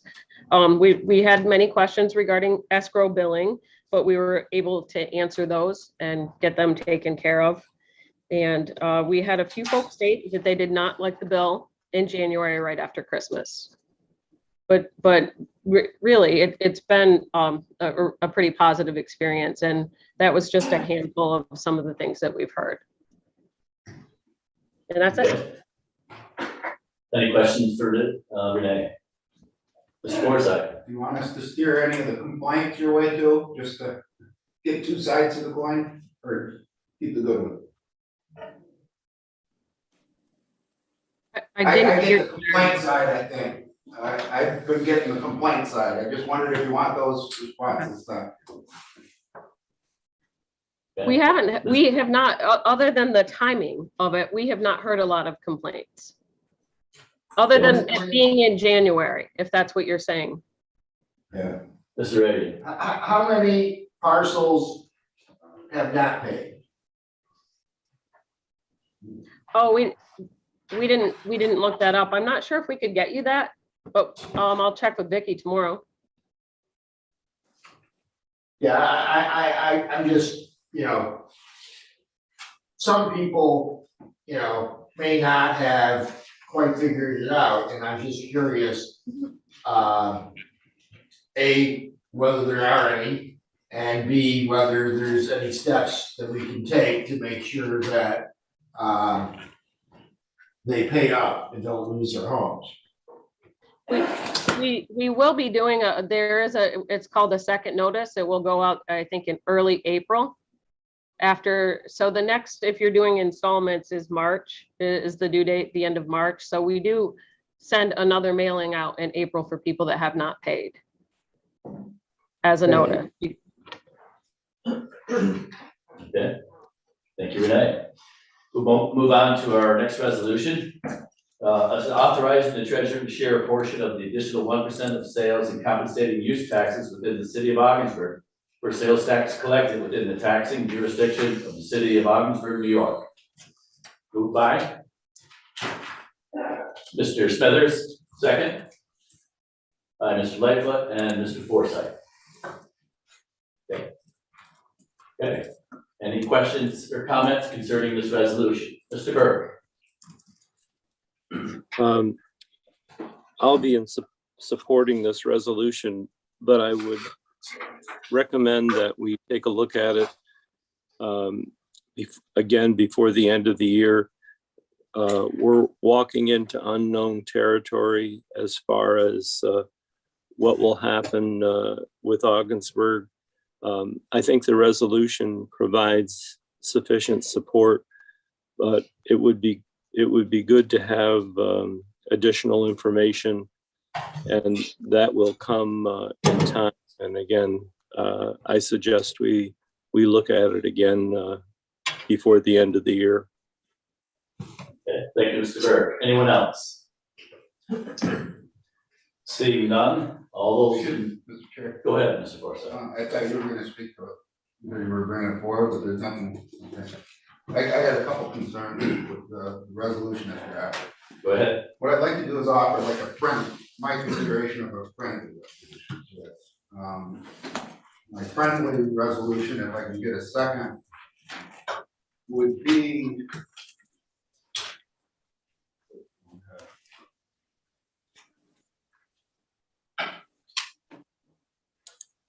The deletion of whereas 9 through 13. And the deletion of now therefore be resolved.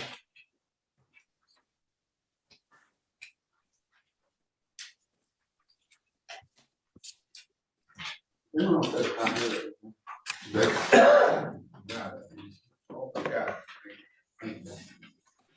On the second page from the bottom, that this additional revenue fund will be used for public safety.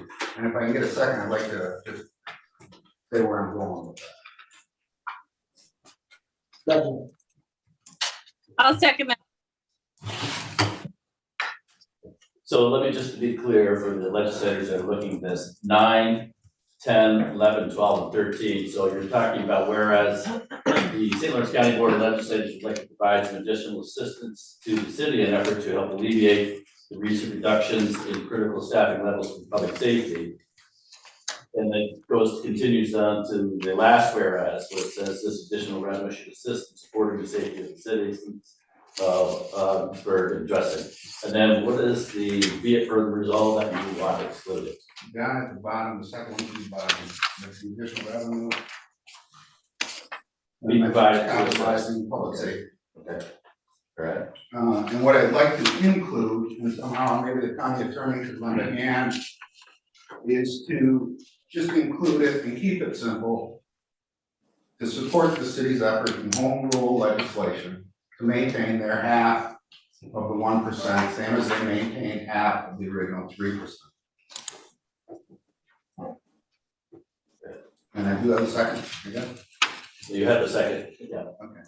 So discussion on it's on the end. Yeah. My discussion is this, and I'll use Rick Perkins' favorite verse, I think, is we're treading in a slippery slope. What we're doing by these 5 resolutions, whereas, and the now therefore resolved, is we are micromanaging the city of Ogdensburg. And if we're gonna micromanage the city of Ogdensburg on the police or fire, then the next question I'm gonna ask is Margaret and Potsdam, Harry and Governor, Nicole and Messina, and we're gonna right size everyone's police and fire in all these districts. This shouldn't have anything to do about public safety. This has to be about what's fair and just for the city of Ogdensburg to receive in sales tax. What you've done by presenting this is muddy the waters on a very easy task of just supporting the city's effort to collect their own sales tax. The press release that came out 20 minutes after I received my agenda, 20 minutes, with 5 respondents, almost seems orchestrated to me.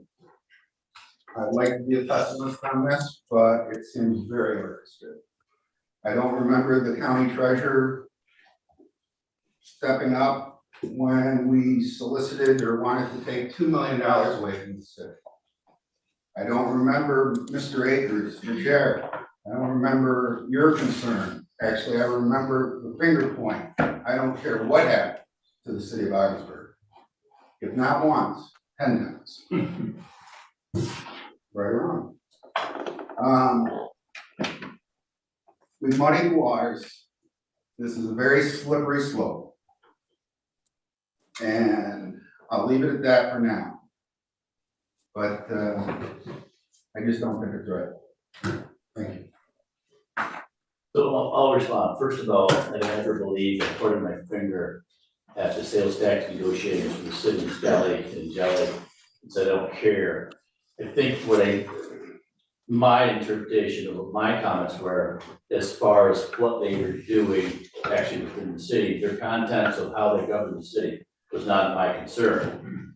So when public reports cite that the lack of sales tax, because the county is actually taking sales tax away from the city, is cited as a reason for this reduction to 3 people per shift, it caught my attention. So I wouldn't send 3 firefighters to a grass fire, let alone have 3 individuals standing outside a home where somebody may be inside, children, elderly, handicapped, or whatever, with the expectation that additional staff was actually coming from an outside source.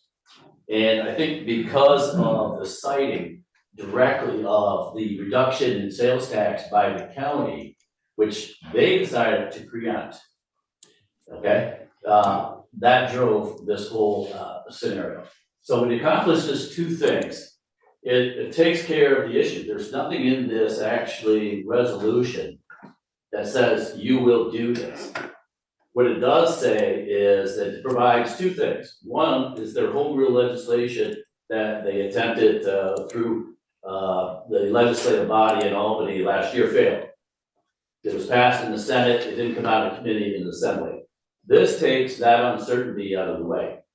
This is, the county says, we will do this.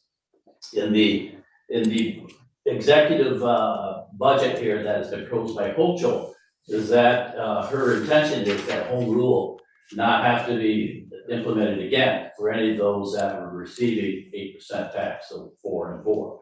So anything after, I believe, the 8, whether it's 8 1/4, 8 1/2, and some counties are at 8 3/4. So the intention is to provide the certainty to the city of Ogdensburg and to display to the citizens of Ogdensburg that part of the reason for this actually change in direction is to provide them with that, if they were successful with their home rule legislation. As you know, as I have discussed, we felt that the reason it was voted no before was the intention was for the city to get all of the 1%. And I think it's been pointed out historically with the city of Oswego, the only way that that was accomplished was that there was we'll have a disagreement, was something that they implemented in the 60s.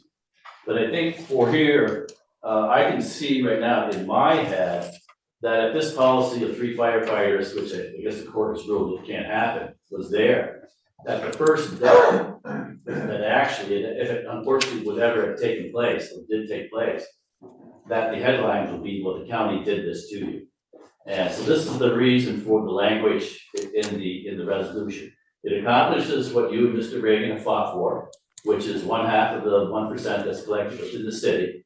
And it accomplishes our goals of actually saying that we actually support the city. The whole issue of the sales tax, which we disagreed about, was what we thought was an inherent unfairness with the formula. The formula that was implemented, the 6.43% that was implemented in 2000, was a genuine reflection of what the city was actually collecting. My sources have told me that the reason that the county approached the city about doing this arrangements was because of duplicate tax collecting services, which now we have. But that was the issue back then.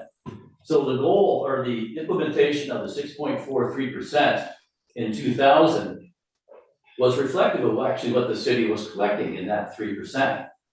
What was never adjusted was in 2010, when the city of Ogdensburg lost 1,000 citizens. The towns and the villages, they are getting their sales tax based on 50% of the formula is based on their population, 50% is based on their assessed value. There was never made any adjustment to the 6.43 when the city of Ogdensburg lost 1,000 residents.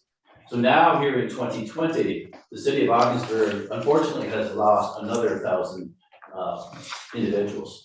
So when you compare the city of Ogdensburg, let's say, for example, the village of Messina, they are roughly the same size, roughly the same population. As a matter of fact, the village of Messina has 100 more residents than the city of Ogdensburg now, and they have the same assessed value. Why should the village of Messina accept sales tax of roughly $2 million less than what the city of Ogdensburg, when they are virtually the same size? And that is the formula which we argued about as a whole fairness issue. That was the whole discussion. Ogdensburg says that they made 6 proposals. What I remember was, I want what I want, I want what I got. And then now you need to take over these services. So we can disagree about that. But the reason for the resolution is to support what you and Mr. Reagan have fought for. What is that for? The collection of 50% of what's collected within the city of that 1% would go to the city of Ogdensburg. The other part of it is the city of Ogdensburg administration citing that the reason for their reduction in public safety was directly the result of sales tax changes. Sales tax changes that they decided on by preemptive. Mr. Denisha. Thank you, Mr. Chairman. I think the title of this resolution says it all. Authorizing the treasurer to share a portion of the additional 1% of sales tax. I tell you, I have to agree with Mr. Forsythe, because this other adds absolutely nothing to this resolution, other than to put us on the same level as what we've been hearing back from the city of Ogdensburg. Yeah, we hope that if they use this as an excuse to cut the public safety, maybe, they have. If they use this to restore public safety, that's great. If they don't, if they don't do it to improve public safety, they're saying exactly, they're going against what they said they would. So I don't see where any of these additional orders are needed, because it's not up to us to tell the city how to spend their money. It's just, I think the money's water. I think it's a good resolution. I think we need to get on with it. We beat the sales tax thing to death one more time, and we'll keep beating it to death. I think it's a waste of our time. Mrs. Agar. Oh, thank you, Mr. Chairman. I don't think this is any secret that we had proposals from the city of Ogdensburg to the Consolidation Committee. And one of the major things was taking over some of the law enforcement and using the sheriff's department. So in that sense, they are sort of tied together, because that was one of the services that they wanted us to provide, among other things that went through the process of the Consolidation Committee. I'm going to support this resolution. I think that the point that's been made is a good one, but it doesn't, honestly, saying that there's 3 firefighters coming to a house scares me. I'm just going to say that. That scares me, and it doesn't require them to spend the money that way. I don't like being a micromanager, but I do want to do something to help them. Thank you. Yes, Mr. A. Mr. Chair, first off, thank you for bringing this up. I have repeatedly, been one of those people who has argued that by reducing the city's revenues, it puts the public safety services at risk. And I strongly, hope to see the city restore some of the public safety people that I believe the city needs. I'll be supporting Dave's resolution simply because I think it's important that from a precedent point of view that we be very careful about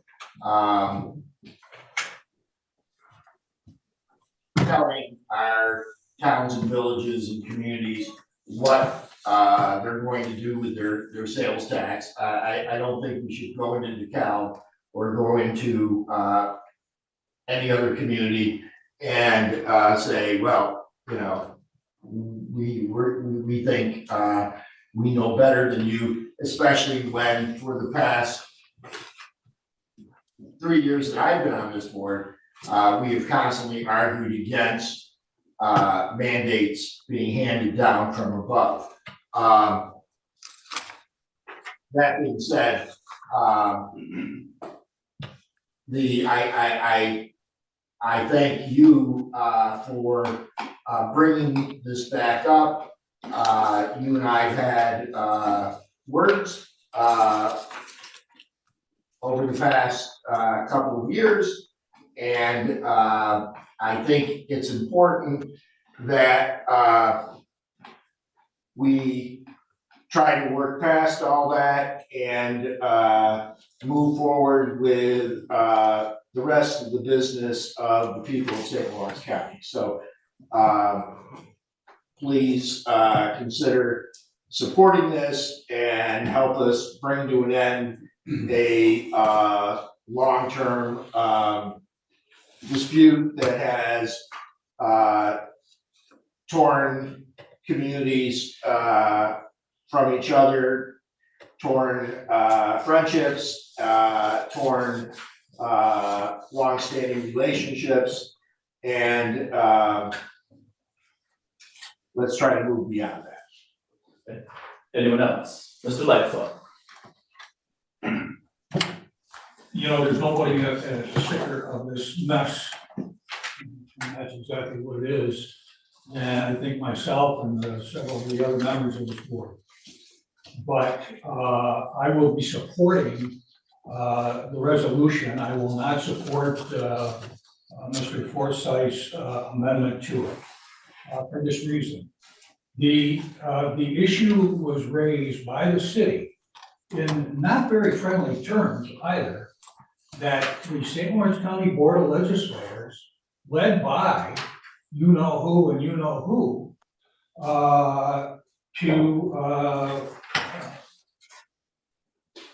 require the city to essentially lay off and divest themselves of fire personnel and police personnel. And it's my understanding that the police department has been cut by 6 or 7 or 8 positions.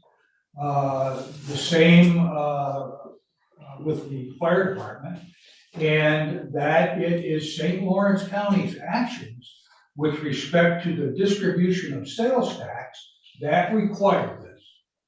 I think you addressed it very well, along with a couple of other issues that you just explained. But I think that by addressing what we are accused of head on, that we've given the city the opportunity, or we are considering giving the city the opportunity of being able to turn their language around and say, look what the county's done for us. They've decided that they're going to give us additional monies that will enable us to bring the fire department back up to staff, as well as the police department. There's nothing in this thing that says they've got to do that. We have no control over, once it's passed, how they spend it, how they use that money. But I will tell you that the people of Ogdensburg, and I hear from them too, Mr. Forsythe, that's something that they want to see. And that they want to see the city do this. Now, again, I'm not telling the city what to do. I'm responding to something that they brought up, and not in the nicest of terms either. But I think that this board can go a long way by voting down Mr. Forsythe's amendment and passing this resolution. And I will say this too, that as long as we have the mindset of the leadership of the city of Ogdensburg, the majority council, this is not going to go away. There will be something else, and we'll get the blame for that. So, and it's much like Mr. Reagan had a comment about tonight about the blighted land in the city of Ogdensburg, if I may. That was discussed some time ago. This board okayed the county attorney and our environmental attorney to go along with the city and to try and help them out, whatnot. It came down to them needing money for the Shea Roller property, but it never really got anywhere. And it's my understanding that, and the county attorney addressed it nicely tonight, that there were reasons that the city decided that they didn't want the state, or the county involved in cleaning up that property. Why? I'm told a political reason. All right, and I'm sure that this is the first time this has come out, but that's as far as I'm gonna go with this. I think that we're dealing with a mean-spirited bunch of folks in Ogdensburg. I hope that this resolution would go a long way towards, cooling it down. I doubt that will happen, but I do believe that this is an effort to provide the finances for the city to be able to hire back much needed safety and security personnel within the city. And I think it goes a long way to doing that. Once again, we can't order them, nor do I want to order them to do anything. And I don't, the last place that I want to have any influence at all is in the city of Ogden. Thank you. Anyone else? Anyone on Zoom? Let's see the hands up. Okay, so I will just say, yes, Mr. Forsythe, go ahead. First of all, I don't like 3 on a ship as an insurance agent in the city. I've talked to my neighboring fire chief, neighboring town. They don't like 3 on a ship. Time to respond is too long. Ogdensburg has 3 or 4 high towers. That's my concern. I brought that up during negotiation. So this has nothing to do with how I feel the safety of Ogdensburg is, or the police force, or anything else. There's a large group that feel this is like taking a knife, twisting a little bit, and throwing some salt in it, just to stir up the pot. Instead of just making it simple like the original resolution shows. The original wording of the resolution, that's all I'm saying. We all have the right intent, we all have good intent. I don't want to bring up the history of sales. We know where that's been. I'm just saying, there's a large portion of people who feel this is rubbing salt in the wound, and we can do the right thing. In Lisbon, we have terms we use. You've got a basketball game in Washington Beach, 80-20. What do you call that in Washington? We call it a butt blow, right? These 5 whereases with that, now therefore resolved. I think Mr. Jelly used disingenuous. I call it bullshit. I'm sorry, but it's not right. It's not right to add. We're micromanaging the city of Ogdensburg. I hope they do whatever they need to do to get whatever restored. But this is a matter of right and wrong and what they're justified in getting. So that's where I would be. Mr. Smithers. I thank you for bringing this up, and I'm gonna support the resolution just because I think it's the fair thing to do.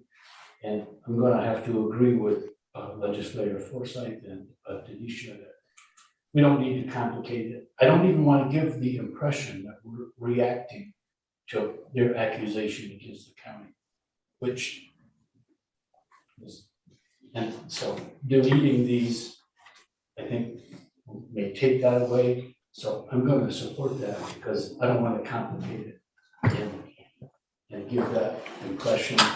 Just because it's the fair thing to do, I'm going to support the amendment and the resolution. Mrs. Aguirre. Excuse me, I'm sorry. Go ahead. Were you yelling at me? No, you had your hand up to speak. I did. Yeah. I'm not familiar with the original resolution. So the original resolution is what you have in front of you. The one that Mr. Forsythe's referring to. What he's referring to is the language, the title in the resolution, I believe, right, Mr. Forsythe? Okay, I didn't miss anything. No. We didn't get one thing and then this came out. what Mr. Forsythe, I believe, is arguing for is, let's just do the resolution with the title and leave out the accessories. Okay, yeah, I correct? understand that. And just somewhere put home, somewhere the word, and Mr. Button can do that quickly, I'm sure.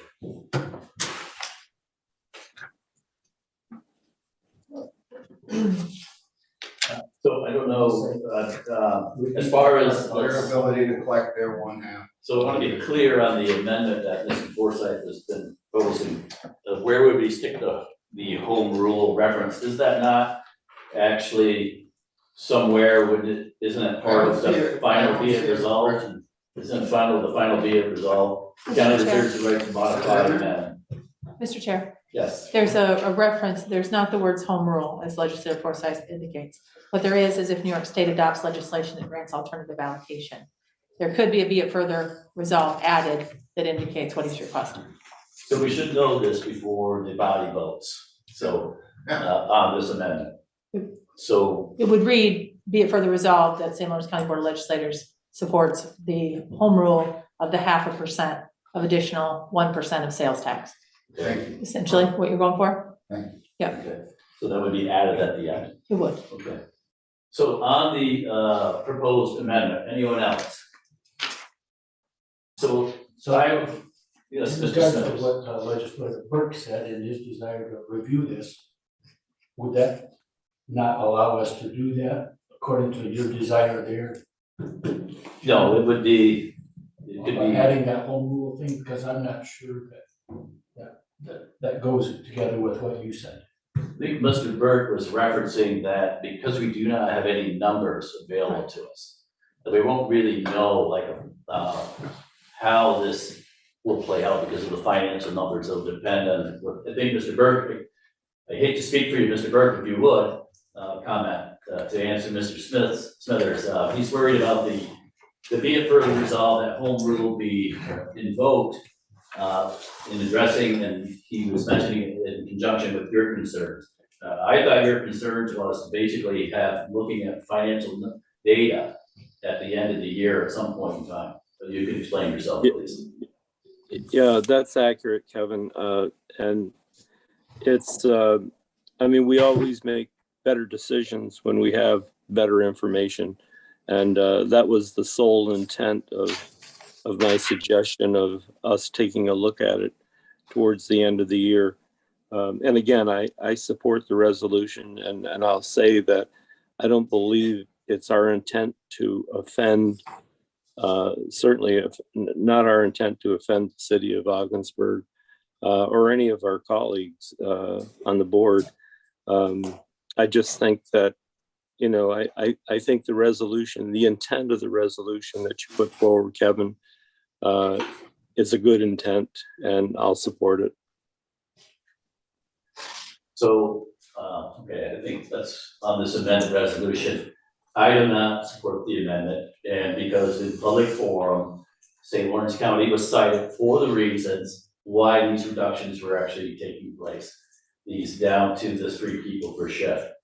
The dialogue on the sales tax negotiations has been one of that was supposed to be give and take. And I would say that the county probably didn't give, and the city didn't give. But the intentions as part of the sales tax committee was to, for my opinion, was to make them more fair and more fair to the towns and the villages that the city of Ogdensburg was locked into this formula from 2000 that there had never been any adjustments made. And I didn't see why that the city could actually receive $2 million more than an entity that was of the same size. Granted, the city of Ogdensburg doesn't have any county bridges. The city of Ogdensburg doesn't have any county roads. Granted, the city has to make their everyone whole. So there are different factors. But for me, the citation by the city administration that the county was directly responsible for these cuts, which would affect public safety, was something that it was, in your words, I won't say the BS, but disingenuous. Okay, so it's a mutual thing. For Mr. Jelly to constantly reference, acres and Lightfoot lost water off a duck. But when you cite the county, that they're the ones that are affecting public safety, that's why this is in this resolution. And for that reason, I will be voting against the amendment. Mr. Reagan. Yeah, just, to clarify, so I understand. Under this resolution, in which we, authorize the treasurer to, make these funds available, does it mean that once the, existing resolution expires, which is coming up in March, that at that time, we will begin sharing with the city both the 3% and half of the 1%? That would be my intention. I don't know about how the mechanism works. I don't know. But that's your intention. I believe that's Okay. the resolution, because Yeah, no, Yeah, that's, okay. that's fine. I just wanted to make sure that everybody was on board with what it said. So, thank you. Can you speak to the mechanism? I think the way Or the so. city's gonna collect their own 1.5, we will collect the extra 1% and then distribute the half. That's the way It will flow, the 3% will flow directly from the state to Ogdensburg. We'll have no role there. We will distribute the 0.5% collected within the jurisdiction after March 1st. He's correct. Thank you. Ms. Lightfoot. What I will support is the elimination of what Dave brought forward with the 3 or 4 resolutions in the center of this, the 3 or 4 whereas in the center of this resolution. If in the last one, it says that we will, never mind who's gonna divvy it up. We're gonna reach the same end here by getting them the 0.5%. Give them the 0.5%. Let them go to the state, let them get the legislation, let them get the half of the 1%. That's what I can support, and I think maybe everybody else can support it too. But this has gone on too far, and we're taking stuff out of there that addresses exactly what we're accused of doing. Damn it, there's nothing wrong with that. Addressing essentially a falsehood and laying the blame on someone else other than where the blame really belongs. So I can support that. That will end it, as far as I'm concerned. So if you're going to make an amendment to the amendment, you'll have to be specific about which ones you would like stricken. If I may, Yes. call a question on the amendment. Okay, so what we are voting on is Need a second. the amendment made by Mr. Forsythe. Pardon me? There's called a question, so actually we're voting on the question to basically which ends There debate. hasn't been a second. No. Second. Oh, are you seconding it, Tony? Yes. Call the question. Good. Thank you very much. Okay, so the call to question has been made, and that is whether or not you want to end debate. All those in favor of calling the question signify by saying aye. Aye. Any opposition? Okay, so it's carried. So now we have the amended resolution in front of us, made by Mr. Forsythe, seconded by Mr. Reagan. We'd like a roll call, please. Vote yes if you're in favor of the amendment. Yako? No. Burke? No. Arquette? No. Terminelli? No. Curran? Yes. Reagan? Yes. Forsythe? Yeah. Lightfoot? No. Sheridan? No. Smithers? Yes. Denisha? Yes. Akers? No. Fay? No. Haggard? No. 5 yes, 9 no, 1 absent. Okay, so on the amendment, Mr. Lightfoot. I would like to amend the resolution by including in the very last whereas that St. Lawrence County will support the city of Ogdensburg effort to get their 50% share of the additional 1% in sales tax revenues that the county receives. Okay, is there a second? Second. So that would be the number 13. So Kelly, can you read back how that resolution, so it is whereas this additional revenue should assist in supporting the safety of the citizens of the city of Ogdensburg and address the public safety needs of its residents. It would be the Then same Mr. thing. It would be the Lightfoot's same thing. Language, Can I ask a question? yes. you may. If it's in a whereas, it's not an enforceable provision. It would need to be in a now, therefore be it resolved, or be it further resolved. So So how I about, wasn't sure. Mr. Is that okay? Lightfoot? Yeah, Yeah, Mr. Lightfoot, be it yes, further. sir. could we now adopt Mr. Forsythe's language in the final, be it further resolved about home rule? If it mirrors the language that I just put out there, yeah, I'm fine with that. And so, If the language says that St. Lawrence County will support the city of Ogdensburg's effort to get home rule legislation. Yep. To receive 50% of the. 50% of the 1% In their extender that the county currently has. And you can word that, I'm more comfortable with Mr. Lightfoot's language. This is accurate. Okay. Just to be very clear, that is something that the city has asked us to support, correct? Anybody can answer. Well, this one is this legislative body. I think the administration of the city, if they're being truthful, will tell you they want all the 1%, which I do not support. What this body is actually voting on right now is the embodiment of home rule, which would allow the city to collect 50% of the last 1%. Right. That'd be correct? Okay. Elected by us. Elected, distributed by yeah, us. in their taxing Elected jurisdiction. by St. Lawrence County, Yeah. distributed by us. Mr. Lightfoot.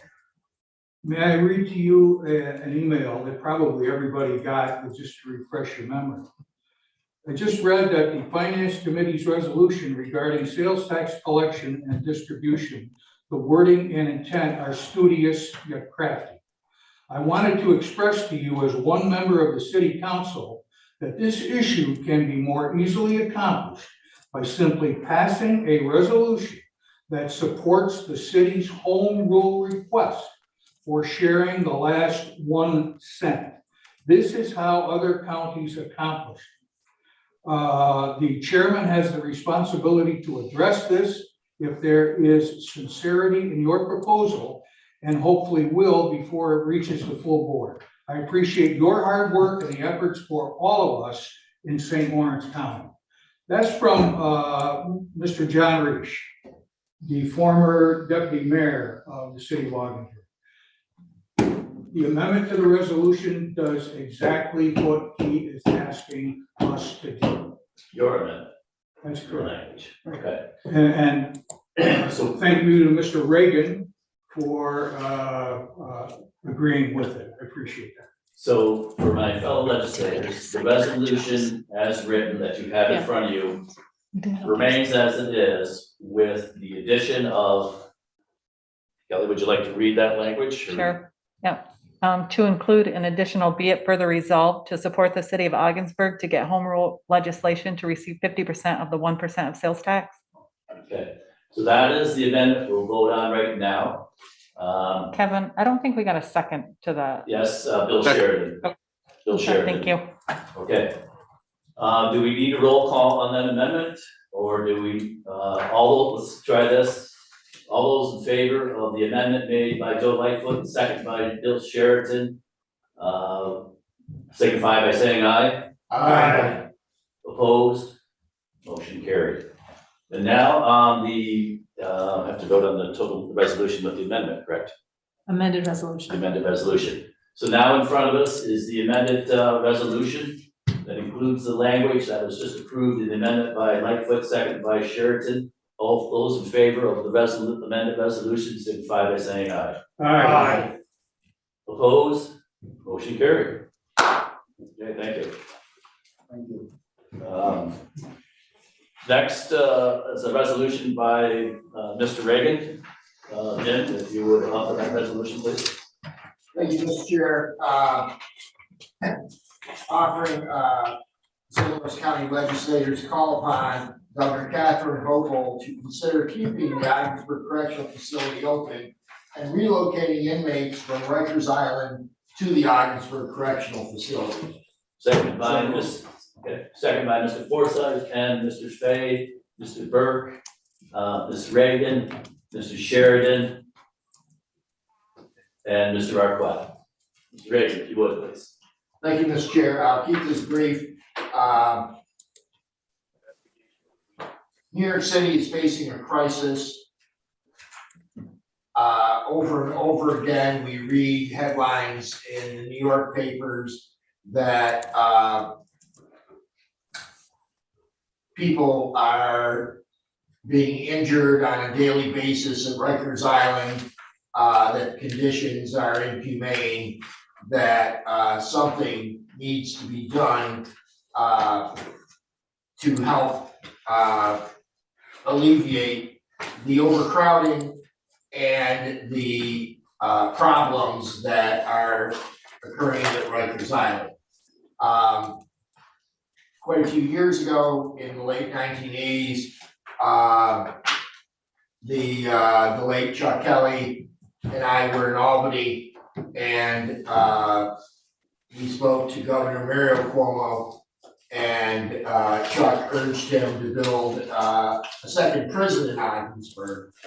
And later, a compromise was reached in which New York City inmates from Rikers Island were transferred to what's now Riverview Correctional Facility and Cape Vincent to ease the overcrowding problem and help New York City deal with the problem, because no one in New York City was willing to accept having a facility built in their neighborhood, which is why Ogdensburg Correctional was first built.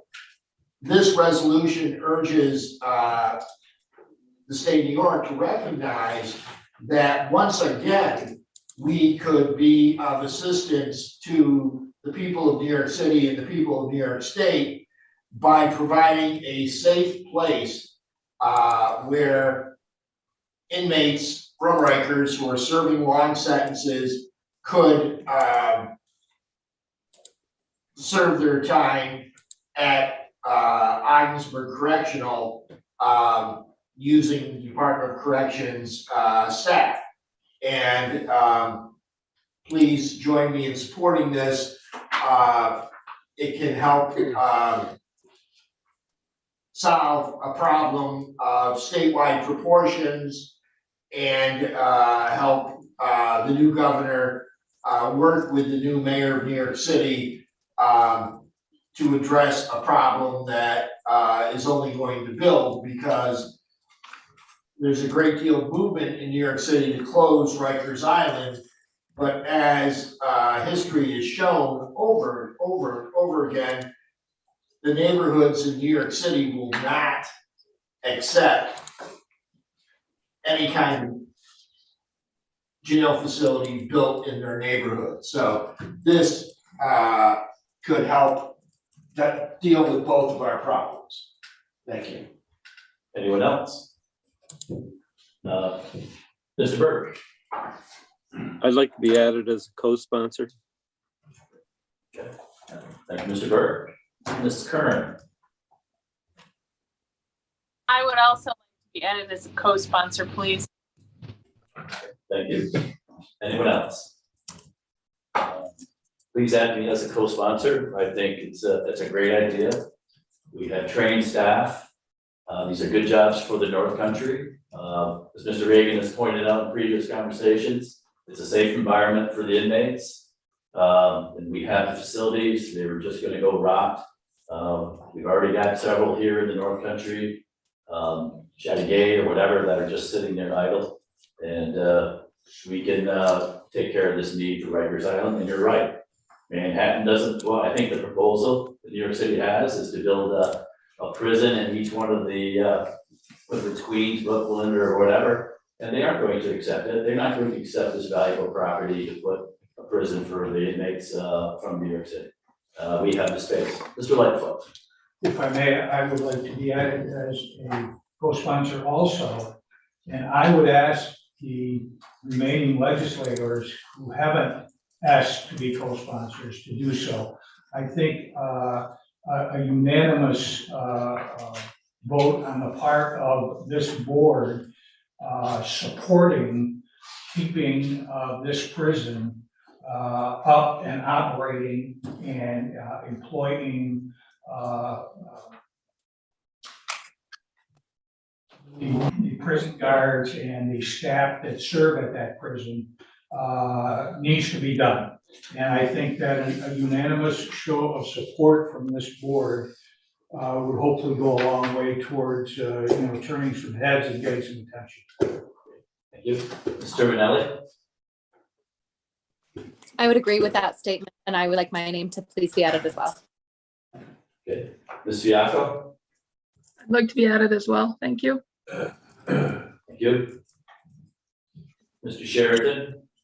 Yes, Mr. Chairman, I would like to be added as a co-sponsor, and I'd just like to enlighten the legislature that on the 29th of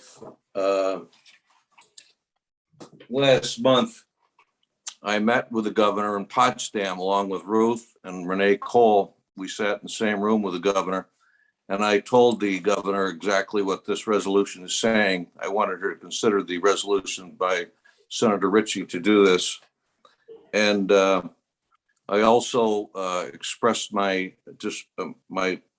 displeasure with her response when she said that it was necessary because of the hearings that these inmates have to go to when they're initially incarcerated in front of the judges down in New York City. And of course, that was her answer, and that she went on to say she was really concerned maybe that we should be focusing on repurposing the facility. And then I suggested to her that has not been done in the 4 facilities that I know up here. There's no repurposing being done at all. And then at that point, she stood up and she said, well, you have a new governor now.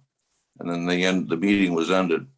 So just so you know, she knows about this. She's heard it from me. She knows the legislature, and this resolution hopefully will change her mind. Thank you, Mr. Sheridan. Okay. Oh, sorry, Mr. Denisha. Mr. Denisha would like to be added. Mr. Smithers? Yeah, me too. Okay. Mr. Forsyth, Mr. Fay, Mrs. Haggard. I want to ask a question too. Can I sneak that in on after I get added? Because I like. If you'd like to be added as a co-sponsor. Please. And have a comment. Yes. Okay. The people, first of all, I'm supporting this no matter what. But, and I heard from inmates when I was teaching there how horrific the conditions were at Rikers. And this jail was great for them. They were safe there. That being said, and I think I'd ask Mr. Button to address this, they are not serving state sentences in Rikers. There's correct. Correct. Is there a problem transferring them to a state facility, or would it have to be changed somehow? Mr. Reagan looks like he has an answer to that. Okay. Thank you for bringing that up, Legislator Haggard. Back when Riverview and Cape Vincent were first built, they were built by the state of New York to house inmates from Rikers Island as a temporary measure to help relieve overcrowding at Rikers Island. But they were staffed with the correctional officers from the State Department of Corrections, and from the teachers from PATH and folks from CSEA and NYSCOLA. With the, distinct, realization that, it would be the state of New York operating effectively a county jail for New York City, to help, them with the crisis that they were facing. And, back then, everyone's intention in New York City was, we're gonna disperse these inmates in various facilities around the city of New York, and nothing happened. And the overcrowding just continued and continued and continues to this day. So there's a great deal of precedent, and this just would be doing once again what's necessary, and is perfectly legal, and the state of New York and the city of New York have done this before. Thank you. Okay. Anyone else? Okay. I think we're ready to vote on the resolution. All those in favor of the resolution by legislator Reagan, signify by saying aye. Aye. Opposed, motion carried. Okay, thank you.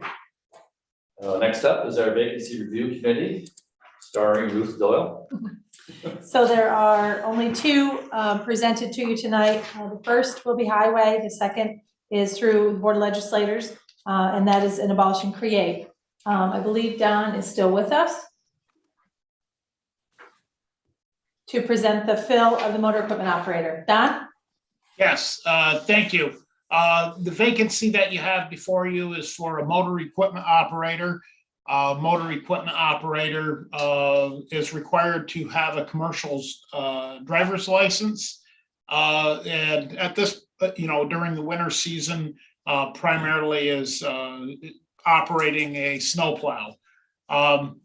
We are staffed at the point where we need every operator that we have to cover the routes, the snowplow routes that we have. So any vacancy is covered by overtime. In the summer, we have been very busy in our construction season and very productive. So every member is needed. The individual that vacated this position went to work for the New York State Department of Transportation. Questions on the position for highway? No, doesn't look like it. Go ahead. Thank you, Don. Thank you. The other position is with Dale Grant. Dale, are you there? I'm here. Hi there. All right. Go ahead. Okay. This position, we're looking at abolishing our head building maintenance worker and creating a buildings and grounds supervisor. We retirement. Our head building maintenance worker retired, and part of the what we're looking at is hiring this person to actually be my replacement. I'm looking at going the end of September, or excuse me, June. And this will give the opportunity for me to work with this person for the next months until I leave. Also, when I go, it'll give the new superintendent the opportunity to hire his supervisor, somebody that he can work with. It's a good opportunity. It's going to raise the level of the department up. I am looking at the new superintendent is going to be more administrative, policy, budget. Where right now I am, a lot of my time is spent hands-on in the field as a technical support. This new buildings and grounds supervisor would be able to administer the technical side, where the superintendent could actually do his time as administration. Okay. Any questions for Mr. Grant? Don't see any. Thank you, Dale. Thank you, Dale. You're welcome. Right, we'll move on to resolutions under the county administrator's report. And the first resolution is modifying the 2021 budget for the county administrator's office for costs associated with court-ordered treatment services at the New York State operated inpatient mental hygiene facility. Moved by Mr. Smithers, second by Ms. Curran. Mrs. Doyle. So this resolution is the second of its kind coming to you this year with regard to costs that we are unable to budget for related to individuals that we don't have a relationship with from the county perspective. So these individuals are placed. We receive bills as long as 6 months later that we have to reconcile. You'll also remember, and I believe language is here in the resolution, if not in the agenda, that the state changed the regulation early spring of 2020 to require counties to pay 100% rather than the former 50-50 split. So that's going to end up without December's bill yet here, though taking an average of the bills we've received this year, approximately $114,000 a month. We've added that into the total. So this $700,000 coming out of contingency will leave contingency right around $1 million left, so we can cover it from that account. But we expect that we'll be able to cover it. However, again, we don't know how many people are being cared for. So that's on our average and our best estimation at this time. I may be back to you if there were, I believe in November, there were 6 individuals that we were caring for. Earlier in the year, there was 1. So the dramatic change in cost from $25,000 to $300,000 is very difficult to predict. And I'd much prefer to come back to you to discuss it rather than set funds aside each year for the maximum potential costs associated with this. So in the third whereas, should we not insert 50-50 share? So it does say which shifted a former shared expense. Sure, if you'd like that, we could, There that'd be a isn't friendly any- amendment. There isn't any reference to the 50%, how it was shared before. So if we would. That'd be a friendly amendment. No one objects. So any questions or comments for Mrs. Doyle concerning this resolution?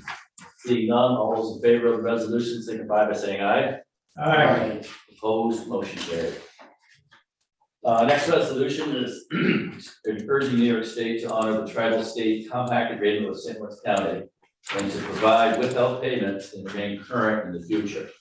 Moved by Mr. Smithers, second by Ms. Curran and Mr. Lightfoot. This resolution comes to you after a discussion at committee last month, but also out of some discussions that were held late last year with one of the supervisors from Brazier and some questions that the treasurer continues to hear with regard to receipt of these tribal compact funds. And for those of you not familiar, when we receive tribal compact payments, we take half of those receipts and we share them between the towns of Brazier and Messina. And so in the same period of time that the county has not received revenue, neither have the towns. Years ago, plans had to be submitted. Since 2014, no longer are resolutions and plans required. But since the pandemic began, essentially, if you look at the state declaration, it was a couple months earlier. I believe it was in January of 2020. In that quarter, we did not see a payment.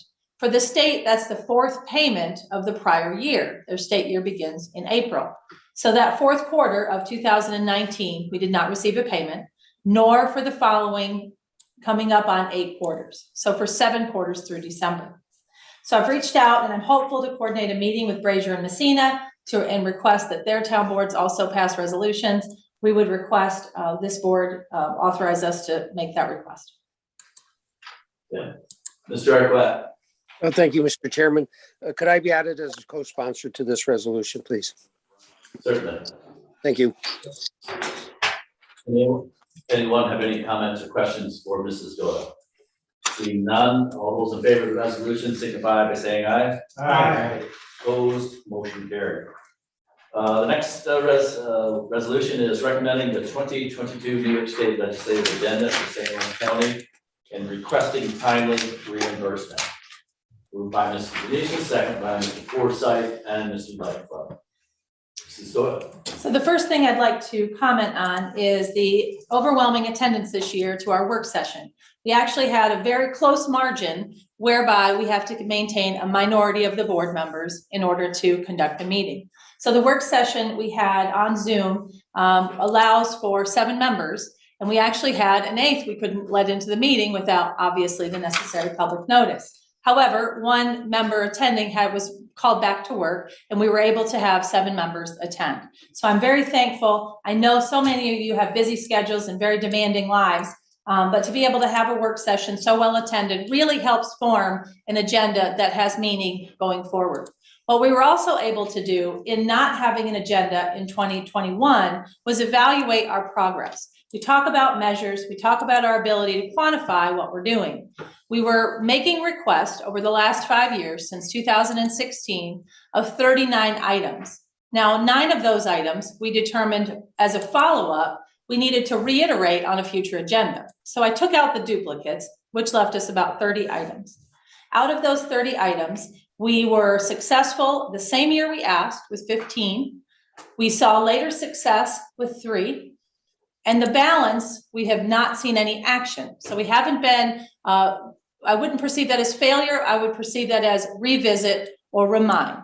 Certainly, it has prompted lots of conversations in areas where we've not seen action to allow for us to better understand why the state's priorities may not line up with ours. So this year, we took a look at all the items that we're looking at. The executive budget came out just the day before, so we were able also to evaluate the priorities that the new governor is setting in her executive budget. So you'll see some of those reiterated in the items that we have put forward. The primary priorities are also a new area. We've decided to focus on a few items, to visit the no-cost items, and then also to identify some secondary priorities. What we've heard in visits to Albany in the past is that we really need to focus in on a few items that we really want to see success with. And so we've been able to do that, but also to identify some additional priorities that we'd really like them to focus on.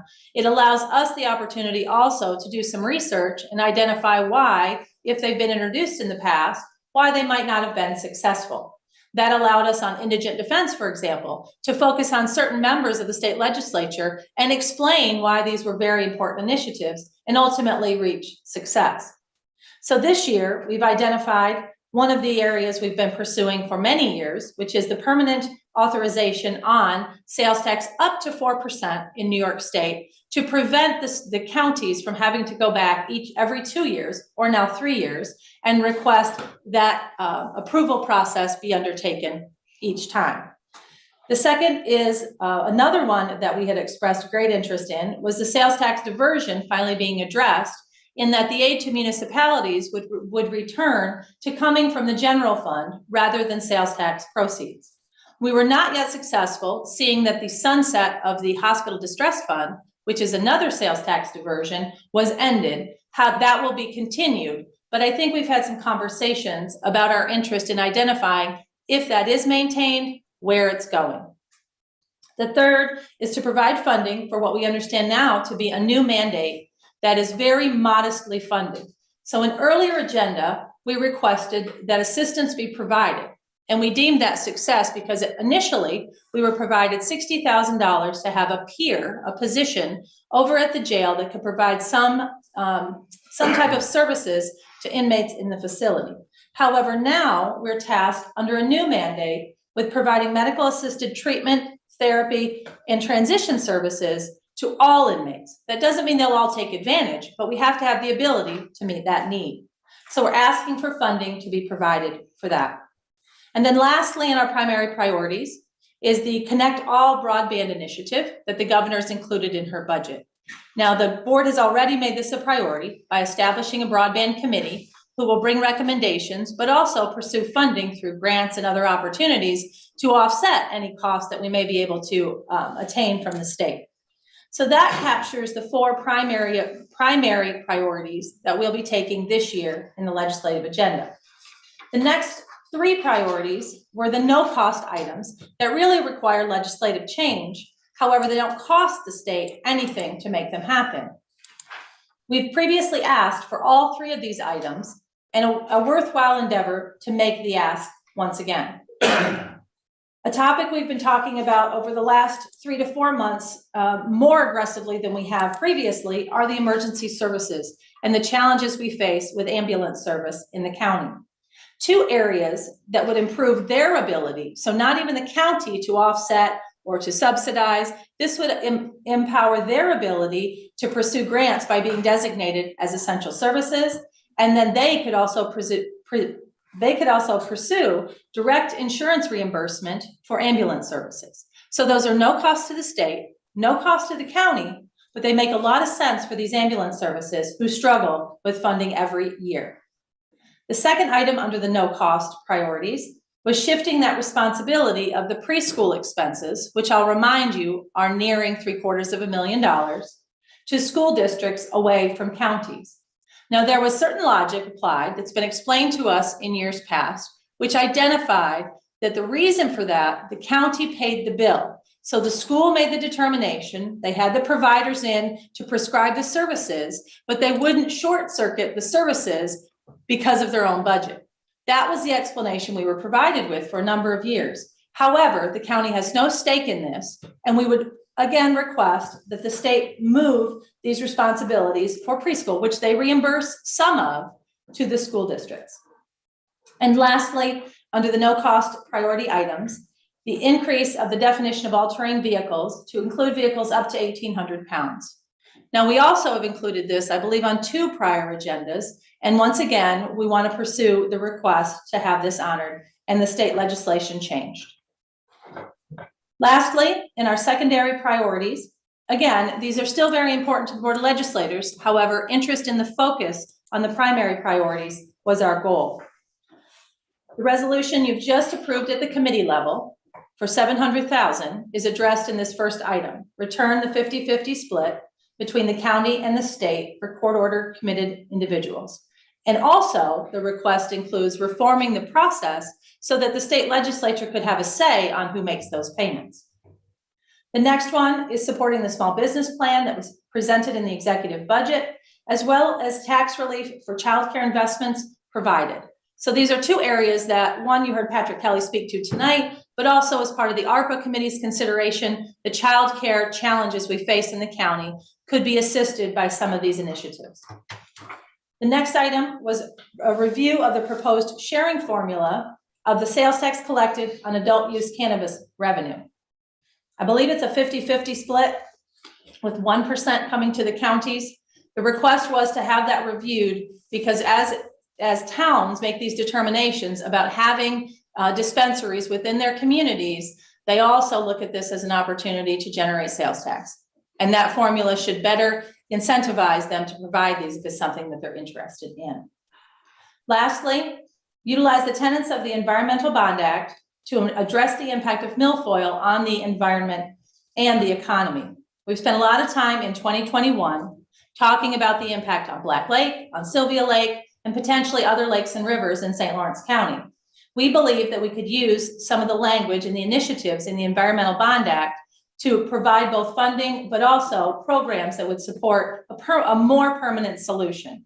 We know the challenge ahead. We know that the Environmental Management Council is taking a look at this, and there's no easy answer. But there may be funding and there may be programming available through this initiative. So those are the items that the work group has determined this year makes sense for the request. There are, under the second be it further resolved, items that I noted at the end.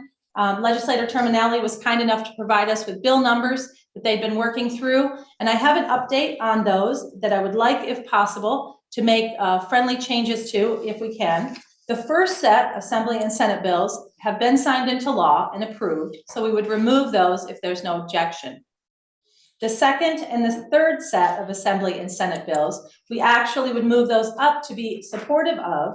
I worked with Dave Wolf and Carl Ferrone at Dank to make sure that those were of the best interest with the broadband initiatives that we're looking at, as well as the last set, with the asterisk next to them. The one I would leave that the county would like to oppose would be the fourth set, beginning with Assembly Bill 7412 and Senate Bill 5117. So if there's no objection, I'll make those adjustments before this goes to the full board. Go ahead. Are there any questions?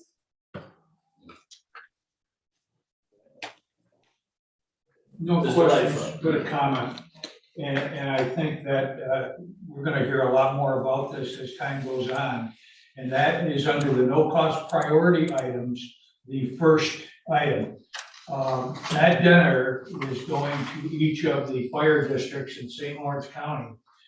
And calling upon the members of the fire department and the fire coordinators to meet. And the first one was held in Hubleton here last week.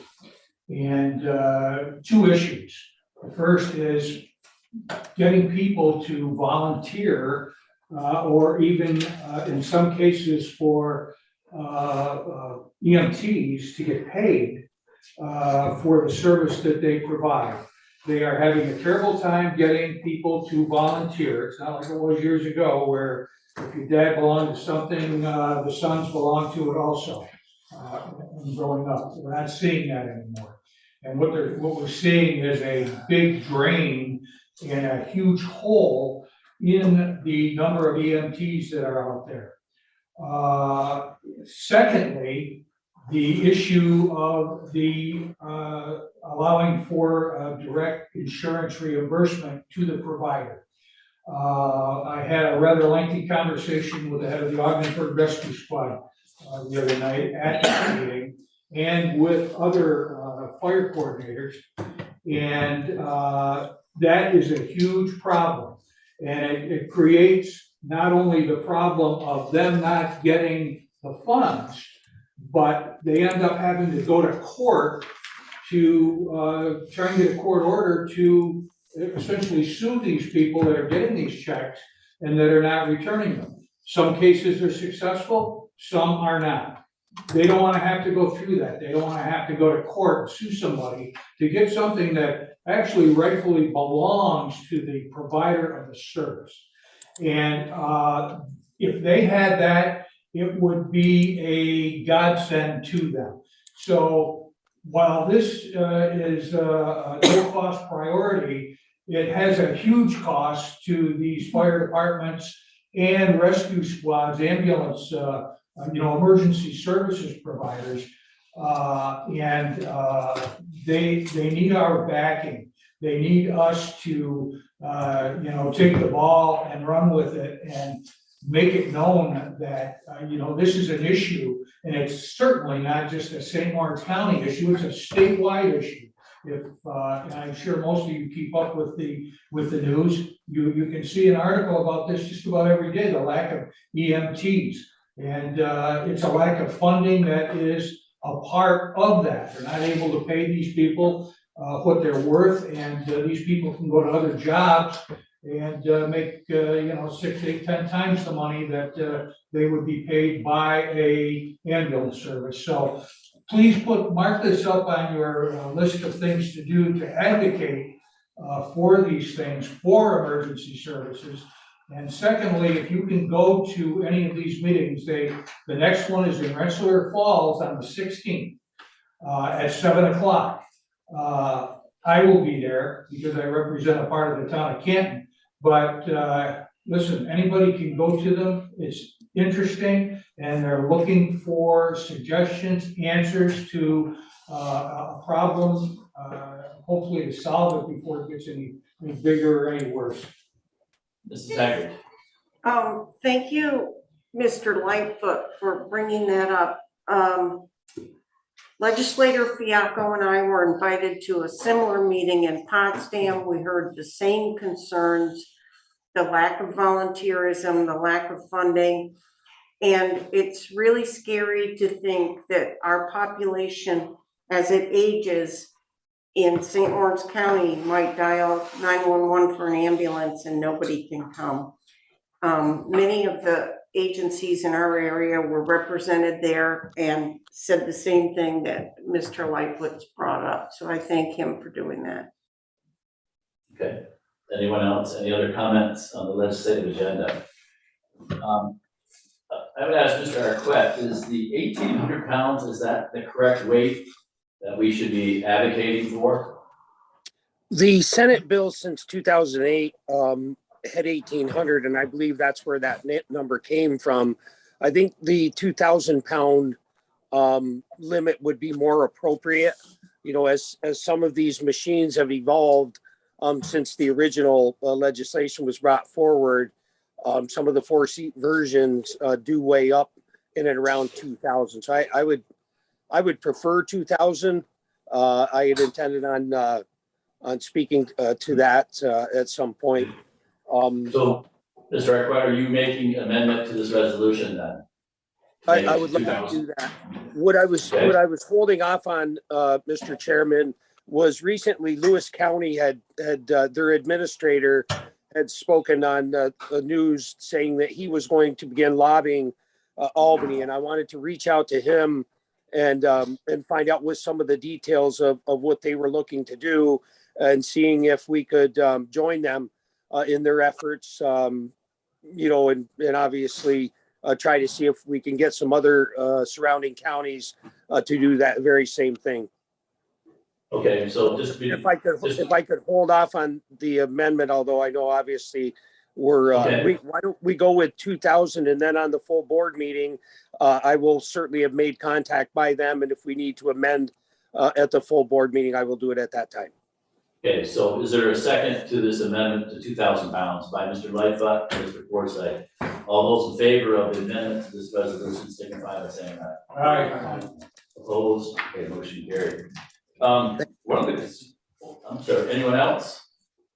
One of my concerns that we did talk about was in the executive budget, was there not that it was going to be mandatory that any college that actually had a school enrollment of 300 individuals, that a polling place be actually provided?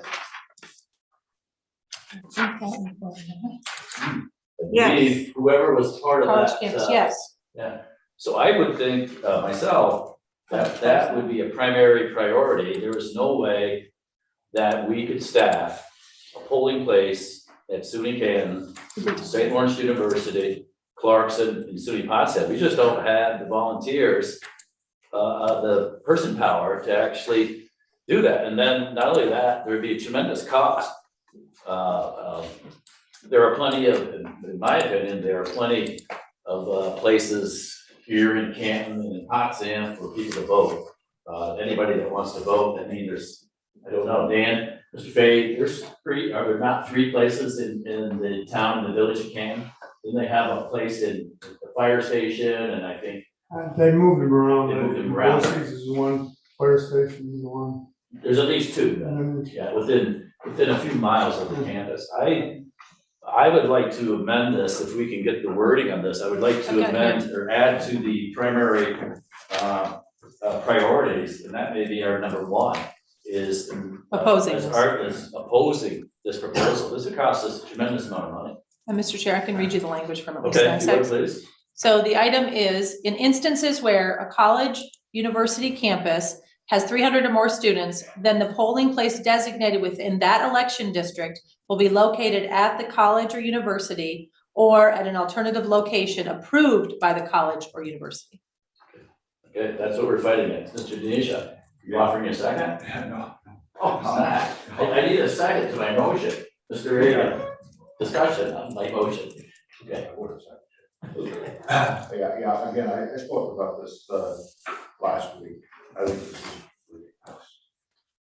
There are areas, now it's we've got college of more than 300 folks, they need a special polling place they can get to. There are people that live in the rural areas that have to drive a considerable distance to get to a polling place. So why are we making it easier for people that already have 2 or 3 places to go to? Making it easier, more convenient for them. You know, some elderly person that lives, you know, in the country, so they 20 miles to the polling place. They make it sense.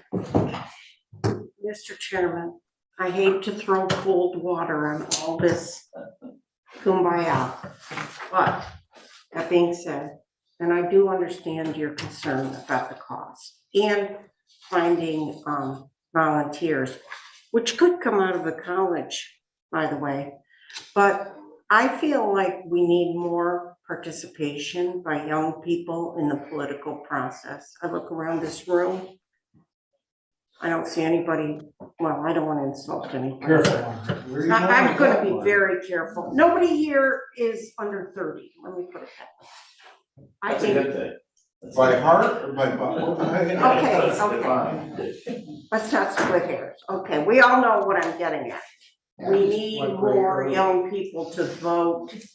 I believe in Potsdam where they can vote, and in Canton, they don't know where to go or what to do. And that's kind of sad, because if you really wanted to vote, you'd go to the high school or to the town office, right? But by providing polling places, we may bring more constituents into the process. Thank you. Mr. Reagan? The, Ruth, could you read that again? Because it sounded to me as if it said that the election, the polling place for the election district will be at the college. That's what it sounded like. Yes, That's what it says, right? or at an alternative location approved by the college. Right, but at the college. Mhm.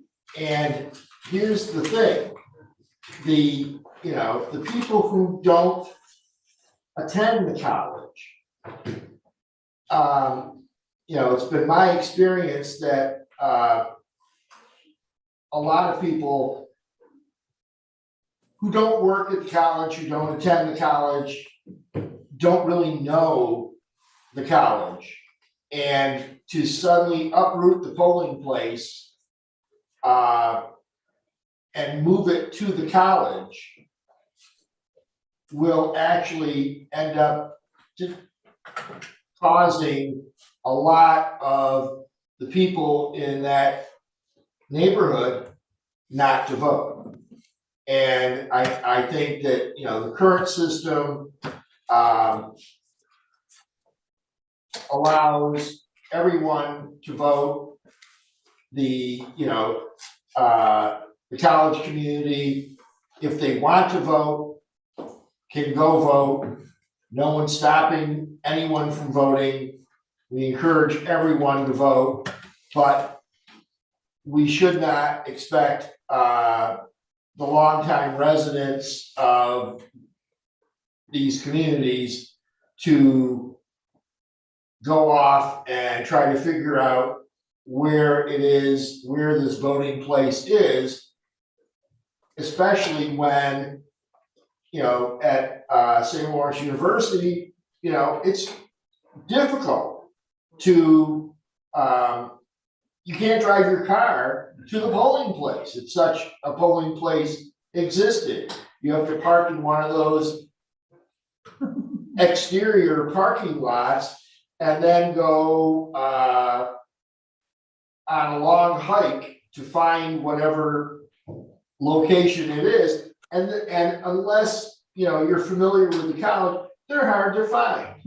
And, various events that have been tried at, and held at some of the colleges have seen dramatic drop-offs in attendance because people are intimidated and don't know where to go. So I think it's important that we support Mr. Akers' amendment, because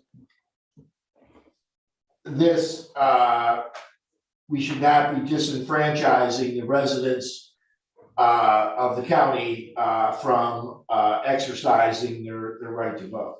Okay. Anyone else before Mrs. Haggard that hasn't spoken? Seeing no hands up, Mrs. Haggard. Thank you, Mr. Chairman. My interpretation of that, and perhaps I'm wrong, was that these were additional polling places. I vote at the high school. I would still go and vote at the high school, but the students on the campuses would have their own polling place. Is that the way it's worded, Mrs. Doyle? Not as I read it, but we could certainly talk more for the board meeting. Okay. And get more information about where they are now in relation to the colleges, and get you information about what those changes would look like, or the potential for those The changes. legislation states that it will be on the campus or a place that these campuses decide. Approved, yeah. So the prudent thing for us if we were limited in our resources, we would end up, like Mr. Reagan said, we'd end up placing, okay, you've got 2 in Canton now that are at the fire hall or BOCES, okay, I guess one's gonna be at SLU and one's gonna be at SUNY Canton. The same in Potsdam. Once, okay, you've got one, where are the 2 places that you vote in the village? The town office and the high school. So in all likelihood, faced with a person shortage, and a fiscal, being conservatively fiscal with your monies, you would place them at SUNY Potsdam, then at Clarkson. And I think that probably the purpose of this, executive budget is for placing polling centers for students, say, at NYU, the city universities where you have maybe 20,000 people that are attending that actually maybe live within the city or whatever. I think the majority of the residents that are attending, particularly say St. Lawrence or maybe Clarkson, will be voting in their hometowns. Some of them do. Some of them do. So if you can provide us with statistics of how many people actually vote here, I don't know if the board of elections can or how that can be determined. But I think from my standpoint, it's a mandate that's unfunded. That's another thing, this is what you're gonna do. And 300 students is not very many kids.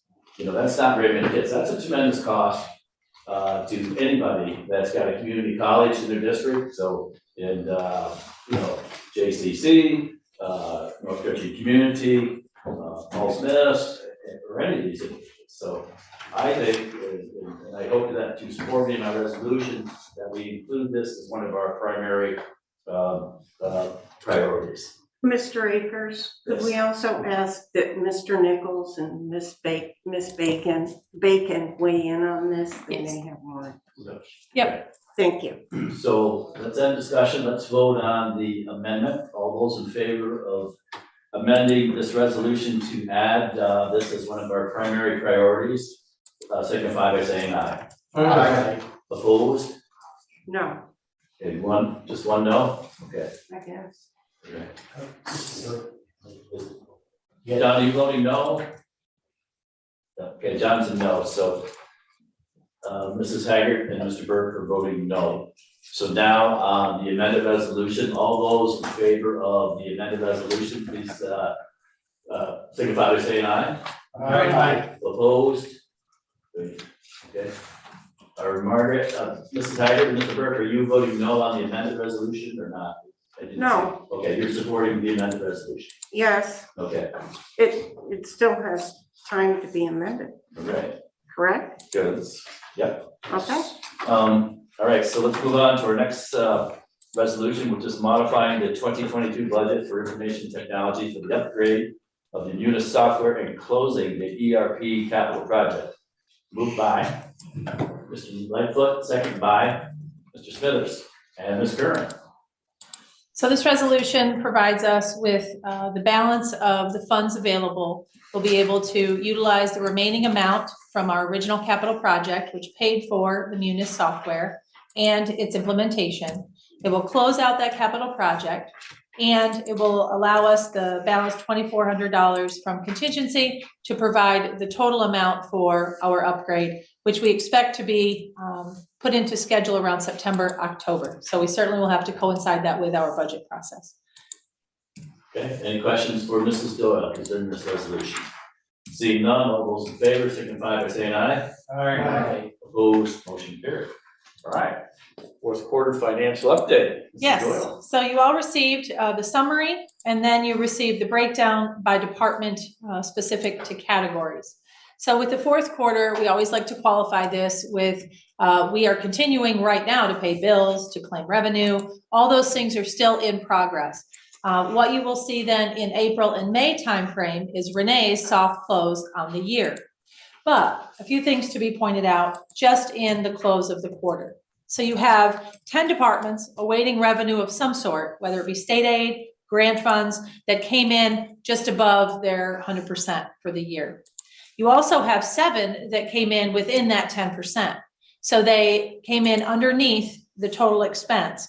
I would say this year, and I think I started this a couple years back, Mike Beaupre gets the award. He came in $903 under his budget. So he gets the closest spot on. Now, we also know veterans has very little modification on an annual basis. But also, I would say 6 departments reflect increased revenue. If you look at weights and measures, they came in well under their budget for this year, but they also saw revenue they haven't seen in years past. So I point out, as you know, and Renee, I think eloquently reviewed with you tonight, sales tax overperformed, but unfortunately, so did health insurance. We will make our year-end adjustments. We are implementing in this budget for 2021, 4 contracts. We also just settled 3 more, so we'll be implementing those in 2022. And I just wanted to mention just some real broad numbers. We'll dig into it more as the year closes for health insurance. So if we're looking back over 2021, we came in just health insurance. I'm not including all the others because this number is certainly big enough. Our transition year was in 2018 for all practical purposes, and we separated out health insurance on its own. And around that time, it was 13.2 million. So 2019, we upped the budget expecting that, okay, we reset the clock, we're going to see an increase. We came in at 13 and we had budgeted 15.7. So we saved about 2.6 million. 2020 came, we started adding positions. We also saw an increase in health insurance. We came in 2.6 million over. We had budgeted, we had gone up $500,000 and we came in at 16.1. 2021, we continued to add positions, 50 positions added over 2 years. And this is where you also see that impact. We budgeted up 15.5. We came in at 19.1, 3.6, 6.2 million in 2 years of an increase. We've been able to absorb some of that as we talk about sales tax coming in. But had we not seen some of those receipts, we certainly would be seeing an increase in those costs. So this year, the concluding question always seems to be, so how did you account for that? What did you budget for going forward? We budgeted another 3.1 million in the 2022 budget, expecting that if the trend continues, we'll see around 22.3 million. Reality is that's where we were when we reset the clock. That comes from a number of factors. More expensive procedures. We just had a meeting, the Health Insurance Committee just met on stop loss. We had some real big spikes, and we'll go over those in more detail with you. We have some expenses associated with COVID, and I'll share a COVID report for 2021 with you that Excelis has put together to identify where some of those unanticipated costs came from. But we're averaging over 100,000 per new employee if you break down that increase. It doesn't mean existing employees didn't also see increases in treatments and costs associated with their care. But that is certainly something, as you look through the fourth quarter report, that impacts our overall expenses. Now, just for the general fund, you have the summary cost. So certain areas that pique your interest often are county clerk's revenue. Often we see that number. During COVID, we saw a bigger hit to that number. This year, we're coming in over at 102%. So we've made that higher budget number in this year following a shutdown for their department. A lot of departments that you see with larger grants like emergency services haven't appreciated those grant funds yet because the projects are just ramping up. So you'll see some of those coming this coming year. All funds combined for salaries, because as you know, we spread them out across all funds, 95.5%. At this point, I believe we have one lag payroll left. We're at about 27% of equipment. I talked about us not having ramped up those projects yet for those grants. But you also remember in the highway funds, as Don mentioned, we have also made a cash purchase of $2.5 million worth of equipment instead of financing. So that depleted our fund balances, but we also believe that's responsible in terms of when we're looking at financing and the ongoing costs for years, when we can buy that cash outright, get those assets lined up with the treasurer's office and track them accordingly. Contractuals, we're at 85% right now, but where we're hit, and I just talked about a little of it, 109% when we're talking about fringe benefits. So as you go through your category funds, you also have now a capital for the last year, a capital projects fund broken down within the other funds identified. And further within that now is an Outpost project fund.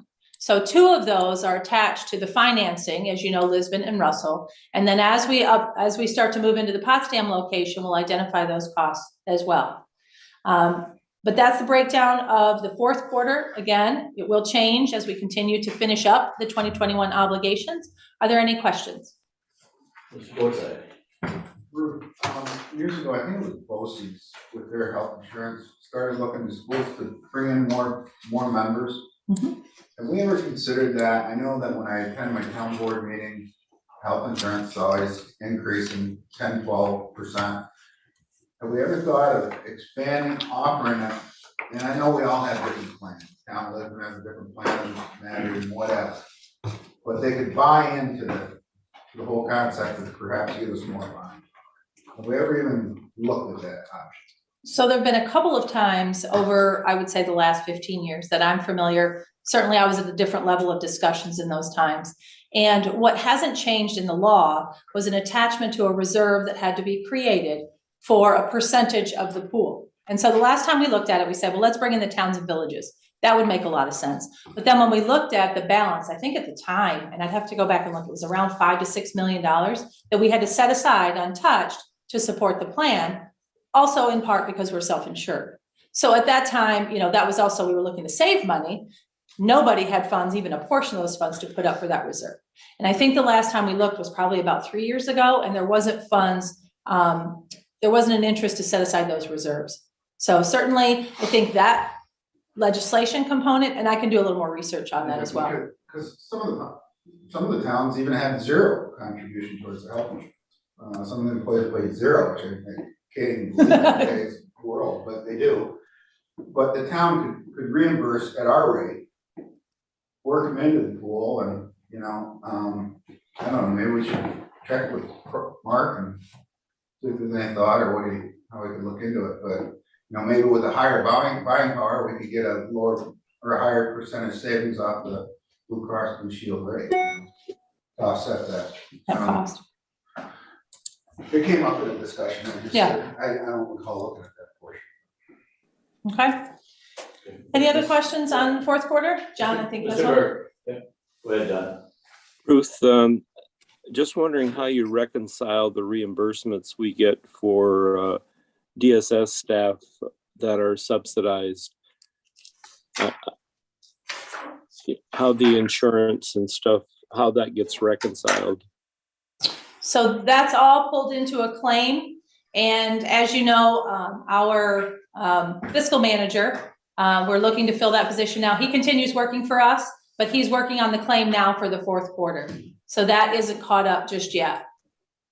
So will that lower the estimated cost, Ruth?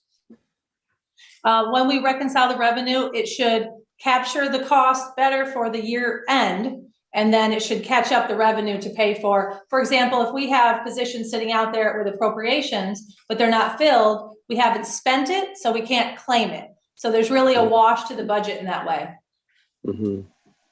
Okay, thank you. You bet. Any other questions before I just have a couple of other items to give updates? Go ahead. Okay.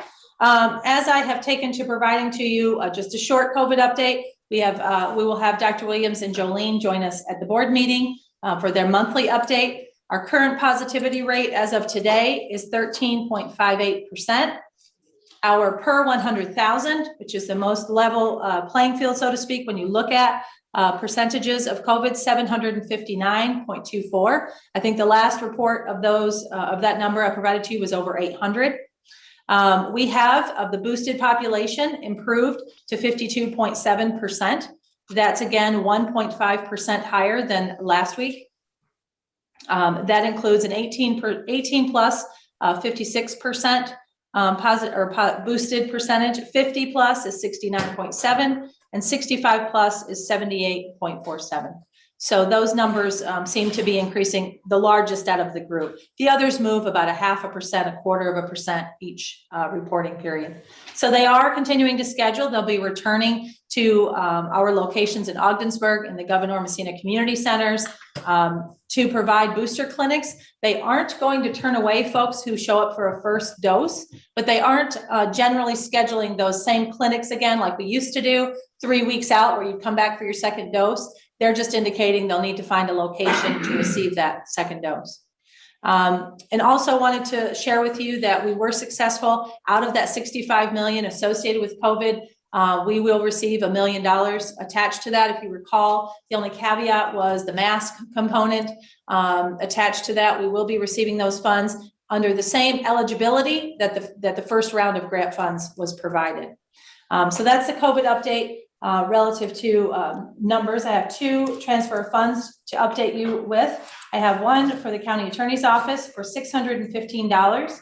This is associated with the legal fees due to court-ordered conflicts and having to hire outside counsel for a family court.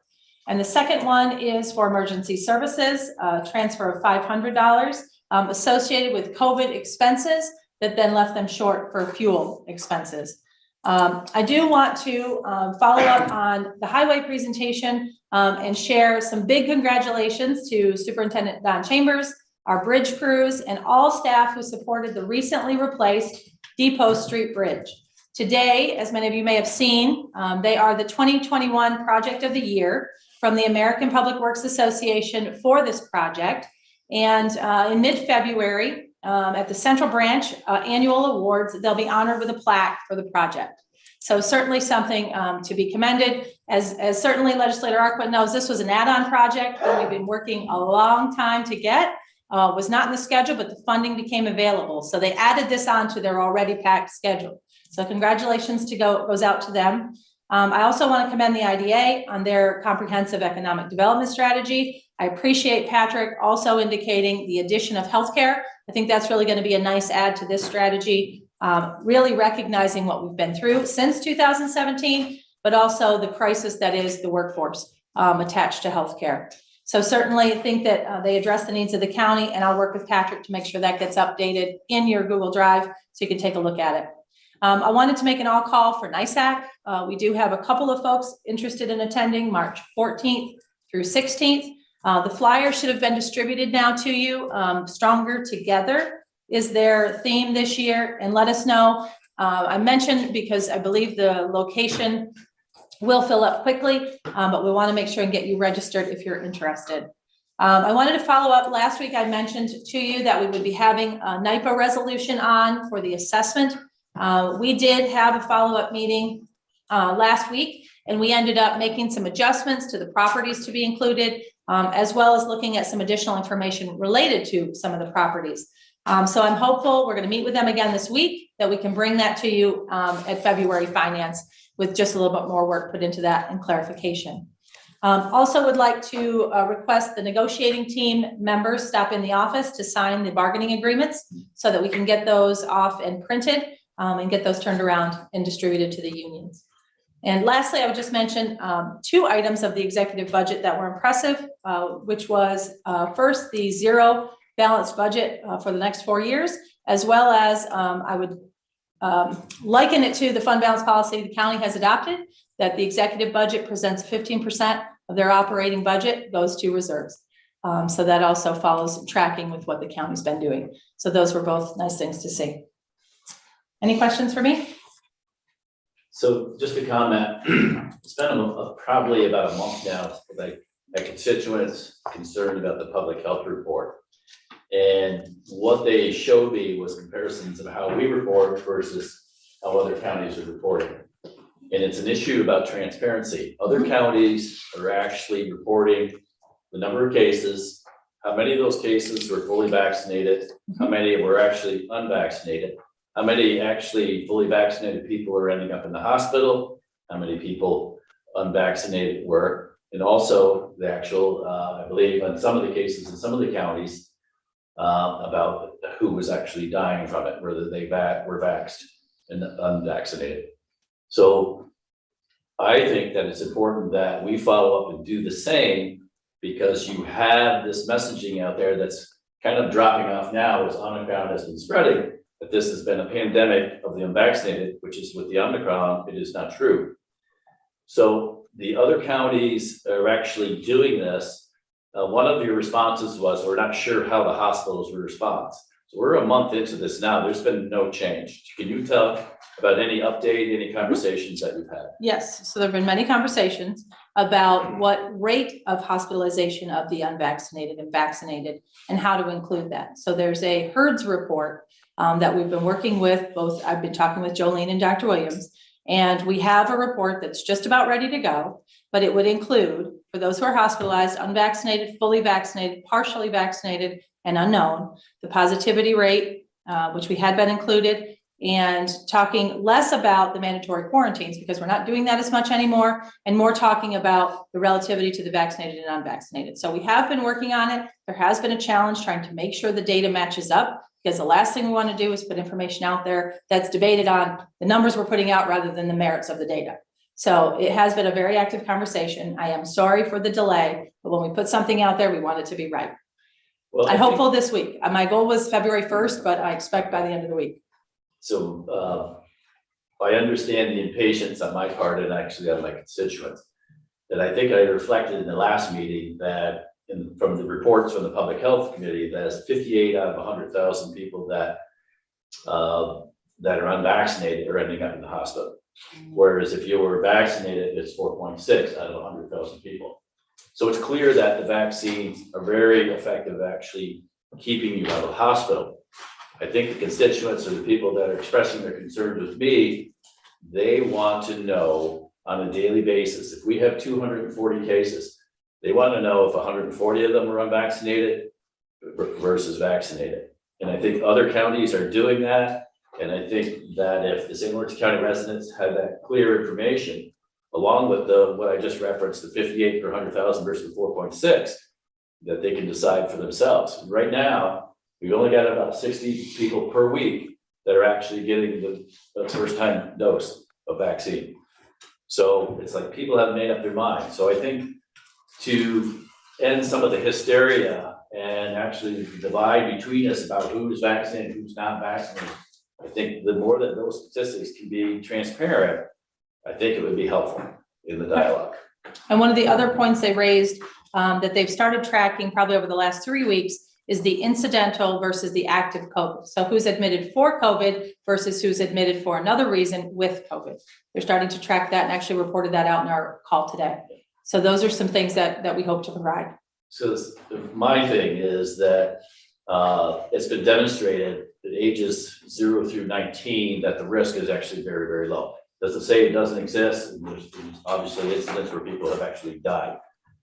Now the push is for individuals 6 months to age 4 or 5, which I don't think it's the right thing to do, but I'm not a doctor, but at the same time, I think the more information that's out there, one of the counties actually demonstrates in the age group where the cases are and who's ending up in the hospital. And the most vulnerable in our county and across the nation is age 65 and up, where we're 90% vaccinated. So there's no reason not to publish the data on those age brackets. And I think if people see where their children and what the risk is and who's ending up in the hospital, I believe that we had one person under the age of 19, well, maybe it was 12 and under, that was actually in the hospital. And it's not clear whether they were admitted for COVID or they're in there and they have With COVID, right? That's the incidental. So I think, to be honest and be straightforward is our duty. And I don't think that our the way that we're showing the statistics is not showing the accurate picture. Agreed. So you can continue to push that issue. I'm trying. Okay, thank you. You bet. Mr. Forsythe has a question. Mr. Forsythe. The mask mandate that Lewis County I just caught a glimpse of it this morning. Did they do away with the mask mandate? So they are, the original mandate that we're under now is supposed to end tomorrow. Yeah. It's my understanding their intent is to end their mask mandate tomorrow. And there's been no extension then? There is an extension through February 15th at the state level. 10th. Oh, okay, I thought it was the 15th. I thought it was the 15th, it's the 10th. Okay, so through the 10th. Yeah. I believe they intend to consider the action tomorrow.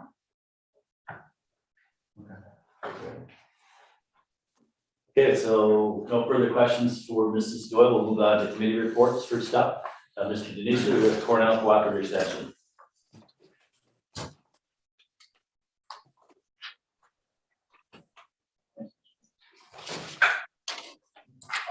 We had our 2022 organizational meeting on Tuesday, January 25th. We elected the new executive committee. Dan Kent is elected president. Roy Sheffield, vice president. Lonnie Lecker, secretary, and treasurer. Marilyn McKnight was the outgoing president. She did a great job for us, and she is going to stay on as we go to New York Regional Advisory Committee. And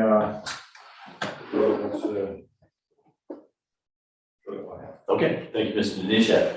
Fish and Wildlife Management Board for Region 6 is Ms. Kern. Hi there, can you hear me? Yes. Okay. So the opening part of the meeting was basically about how many people are retiring from this committee, how many openings they're going to have, and they highlighted the fact that they've still not heard anything from Walt Paul. They were kind of hoping that even though he retired, that he would end up back there, and they haven't heard boo. So if anyone knows anybody in any county that is interested in this, please send them our way. They are, for the first time since 2019, going to get spruce grouse in Canada and bring them back here so that people can hunt them. The fisheries is going to get a new biologist. She actually started 20th of this month. And they had great success in the holiday hunt right around between Christmas and the New Year, where you could hunt male or female deer, and you could use a muzzle loader or arrows or a compound bow. So that all worked out good for them. They have a bunch of different laws that are changing on how every sort of fish and wildlife interaction is going to change. New rules for deer and bear, new rules for a bunch of different kinds of fish. So I'm going to forward the whole package to everybody so that you can read, because it's like 20 pages. Does anyone have any questions? There you go, sorry. Okay, no one has any questions. Fisheries Advisory Board, Mr. Manelli. Thank you. The Fisheries Advisory Board had their first meeting this past Tuesday since we've been on leave for COVID. And unfortunately, I had a prior engagement, so I wasn't able to attend. So as soon as I get minutes from that meeting, I will update everybody. But again, as Rita mentioned, please check out the freshwater fishing regulations. The simplification and cleanup proposal is on the DEC's website, and they're asking for comments before February 6th. Thank you, Mr. Terminelli. Governor Fair Board, Mr. Smithers. Fair Board is meeting tomorrow night. I have nothing further to report at this time. Okay, thank you, Mr. Smithers. Also, Mr. Smithers, you're up for Highway Solid Waste Committee. Don Chambers presented everything that I might know. Okay, you got it easy tonight. All right. The IDA, Mr. Reagan, you already issued your report. Thank you for it. It was excellent. All right, Recreational Trails Advisory Board, Mr. Arquette. Thank you. The last two meetings have been canceled due to the weather. But as far as the snowmobile season, it's off and running. A lot of activities. We've got some snow, more on the way, but there's a lot of sleds out there. A lot of money being spent on that particular hobby. Thank you. Thank you, Mr. Arquette. St. Lawrence River Valley Redevelopment Agency, the RVRDA, Mr. Forsythe. Yeah, I got a text message earlier from Patrick. We should be meeting within a week and getting the process for community development grants out. It's 20,000 maximum, up to 100,000 each year. Encourage you all to find project. Great. St. Lawrence County Chamber of Commerce, Mrs. Haggard. Thank you, Mr. Chairman. County tourism funds are being used to access additional data to help inform tourism development, marketing strategies, and trends. This is a company called Smith Travel Research, and it's great information to plan our tourism. 35,000 winter weekend getaway rack cards are being distributed in Canadian and US markets, 5,000 waterfall guides, 5,000 visitor relocation guides, and will be distributed to our partners, and 5,000 angler guides will arrive this week. Video and photo content is being produced for digital marketing. STL Trails continues to be developed and promoted 2 new experiences, to one being added is for snowmobiling. Preparations for the Bass Nation Regional Tournament in Waddington are starting soon. This tournament includes more anglers, however, it is midweek and does not require a festival. The chamber is working in cooperation with the Messina Chamber and the Mega Reunion Committee to help support a positive event with tremendous impact on the county.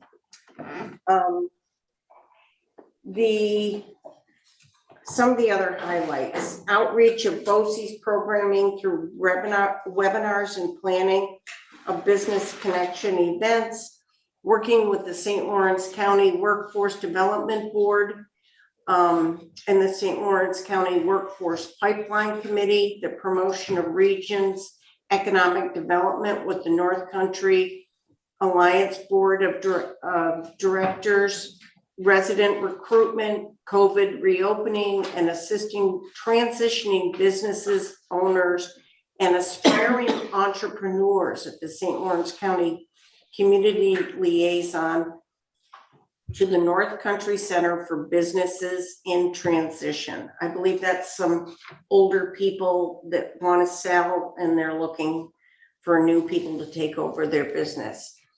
And that's about it. Thank you. Thank you, Mrs. Taggart. Next up is Soil and Water Conservation District Board Directors, Mr. Berg. The Soil and Water held their organizational meeting in January. Bob Andrews was reelected as the chairman and Adam Cook as the vice chairman. All annual reports were completed and reviewed at the board meeting. The tree sale had some changes for this year. They created a website that would keep track of the numbers that were sold, and people would pay for it with credit cards online. The county forester and the crop technician both drafted the new website. The county forester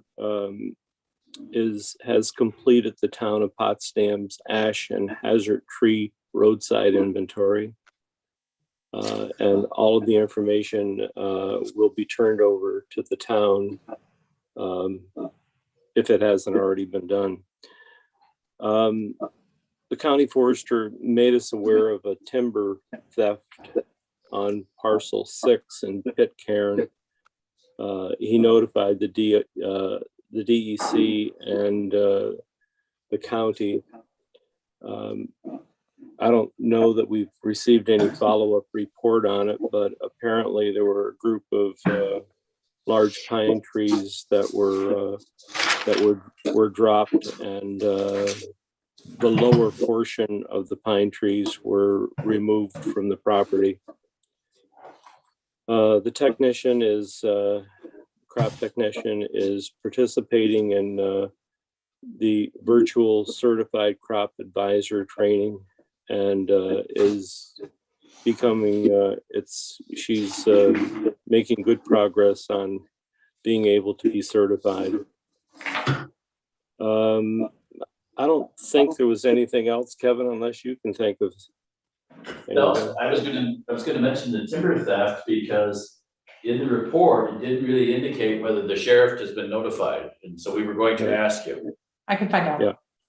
Because I believe so, but I I know can't. John and I both talked about that in our meeting, and they kept referring to the DEC. We thought that this is a criminal matter, that this is something that our sheriff's department should be investigating, so that she can contact, or our sheriff can contact the forester and Rianne, so we should be definitely looking into it.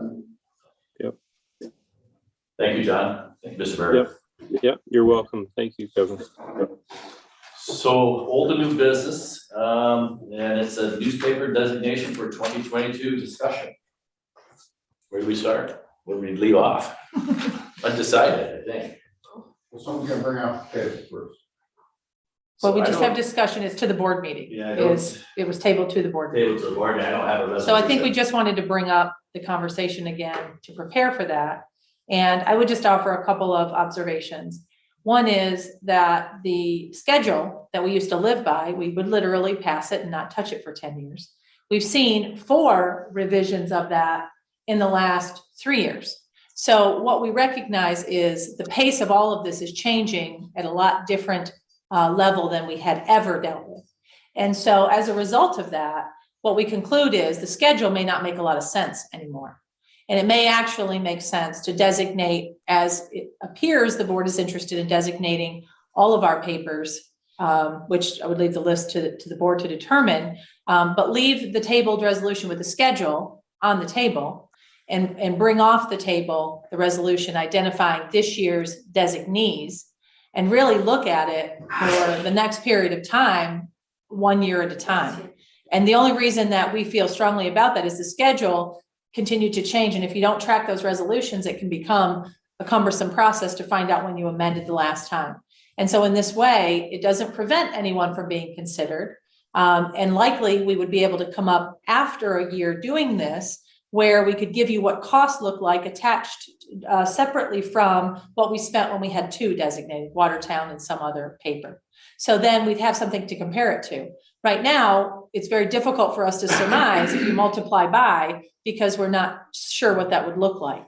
So if you were to choose that route, we could capture that this year, allow you at the end of the year to look at the 2 costs, and then determine in January who you'd like for 23. Those are my observations. Mr. Forsyth. What if the Democratic side took the Watertown Times and their attributes, and the Republicans took the North Country Now and the governor? Could certainly do that. And did their attribute and be done with it.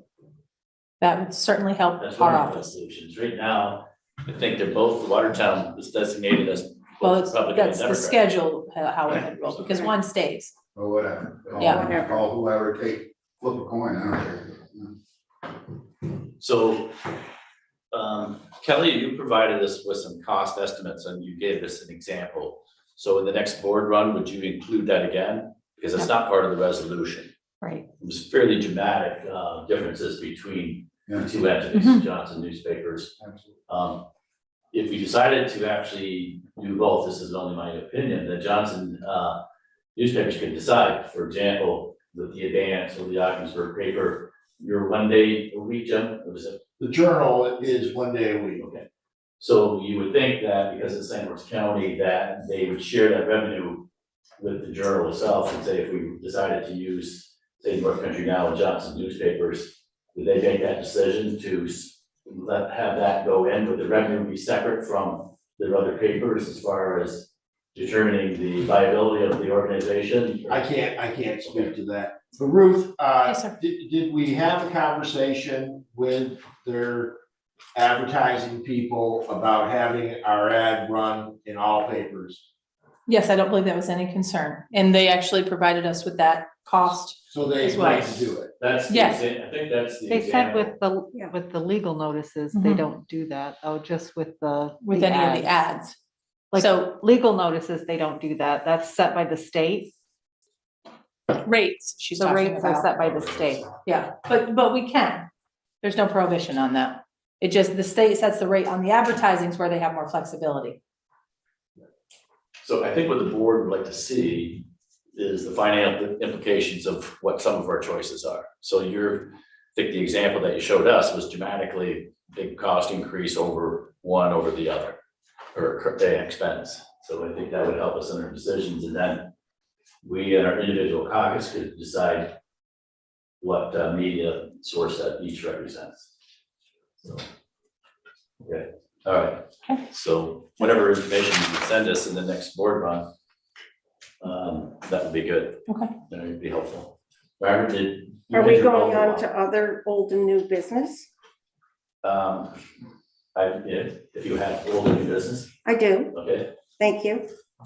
I had mentioned this to you before, Mr. Chairman, but I would like to call upon Mr. Wenzel in our risk management area, as well as buildings and grounds, to consider the feasibility of a light behind the Department of Social Services building where they store their company cars, or the county cars, excuse me. That has come to, someone brought that up to me, and it's a great concern to me, because that's not only a hazard, but it's an easy fix. And so if we could ask them to do that, I'd really appreciate so I it. did mention it, I don't know if I heard that from you, and I brought it forward to Ruth. Oh, good. I think we We are looking at that, as well as placing some garbage cans over there for maintenance of the vehicles, and we're looking at that area. Thank you very it would not much. be during the winter No. months. Right. No, and of course, it could always be solar powered if there's no electricity. Okay, thank you. Any other old or new business? Okay, seeing none, we do have a need for an executive session. In which categories, Mrs. Doyle? For litigation, for personnel, for the medical, financial, credit, or employment history of a particular person or corporation, or matters leading to the appointment, employment, promotion, demotion, discipline, suspension, dismissal, or removal of a particular person or corporation, and appointments. Entertain a motion by Mr. Forsythe to go into executive session, seconded by Mr. Smithers and Mr. Curran. All those in favor signify by saying aye. Is you got a regular session comment, or is it executive? This is executive session. Wait a second. We're actually live. So the comment that you want to make, we have to entertain a motion to go back into executive session. If you have executive session, sure you're back to discuss. So make your motion if you would. Yes. Are we set, Mr. Chairman? No, you have to make the motion. Someone has to make a motion to return to executive. Made by Mr. Fay, second by Mr. Forsythe. All those in favor of going into executive session to answer this one last question, signify by saying aye. Aye. Opposed, with the signal from Dylan, we'll be back in regular session. And I could just give a quick update. We have 6 qualified candidates for DSS, and we'll be interviewing the 8th, 9th, and 10th.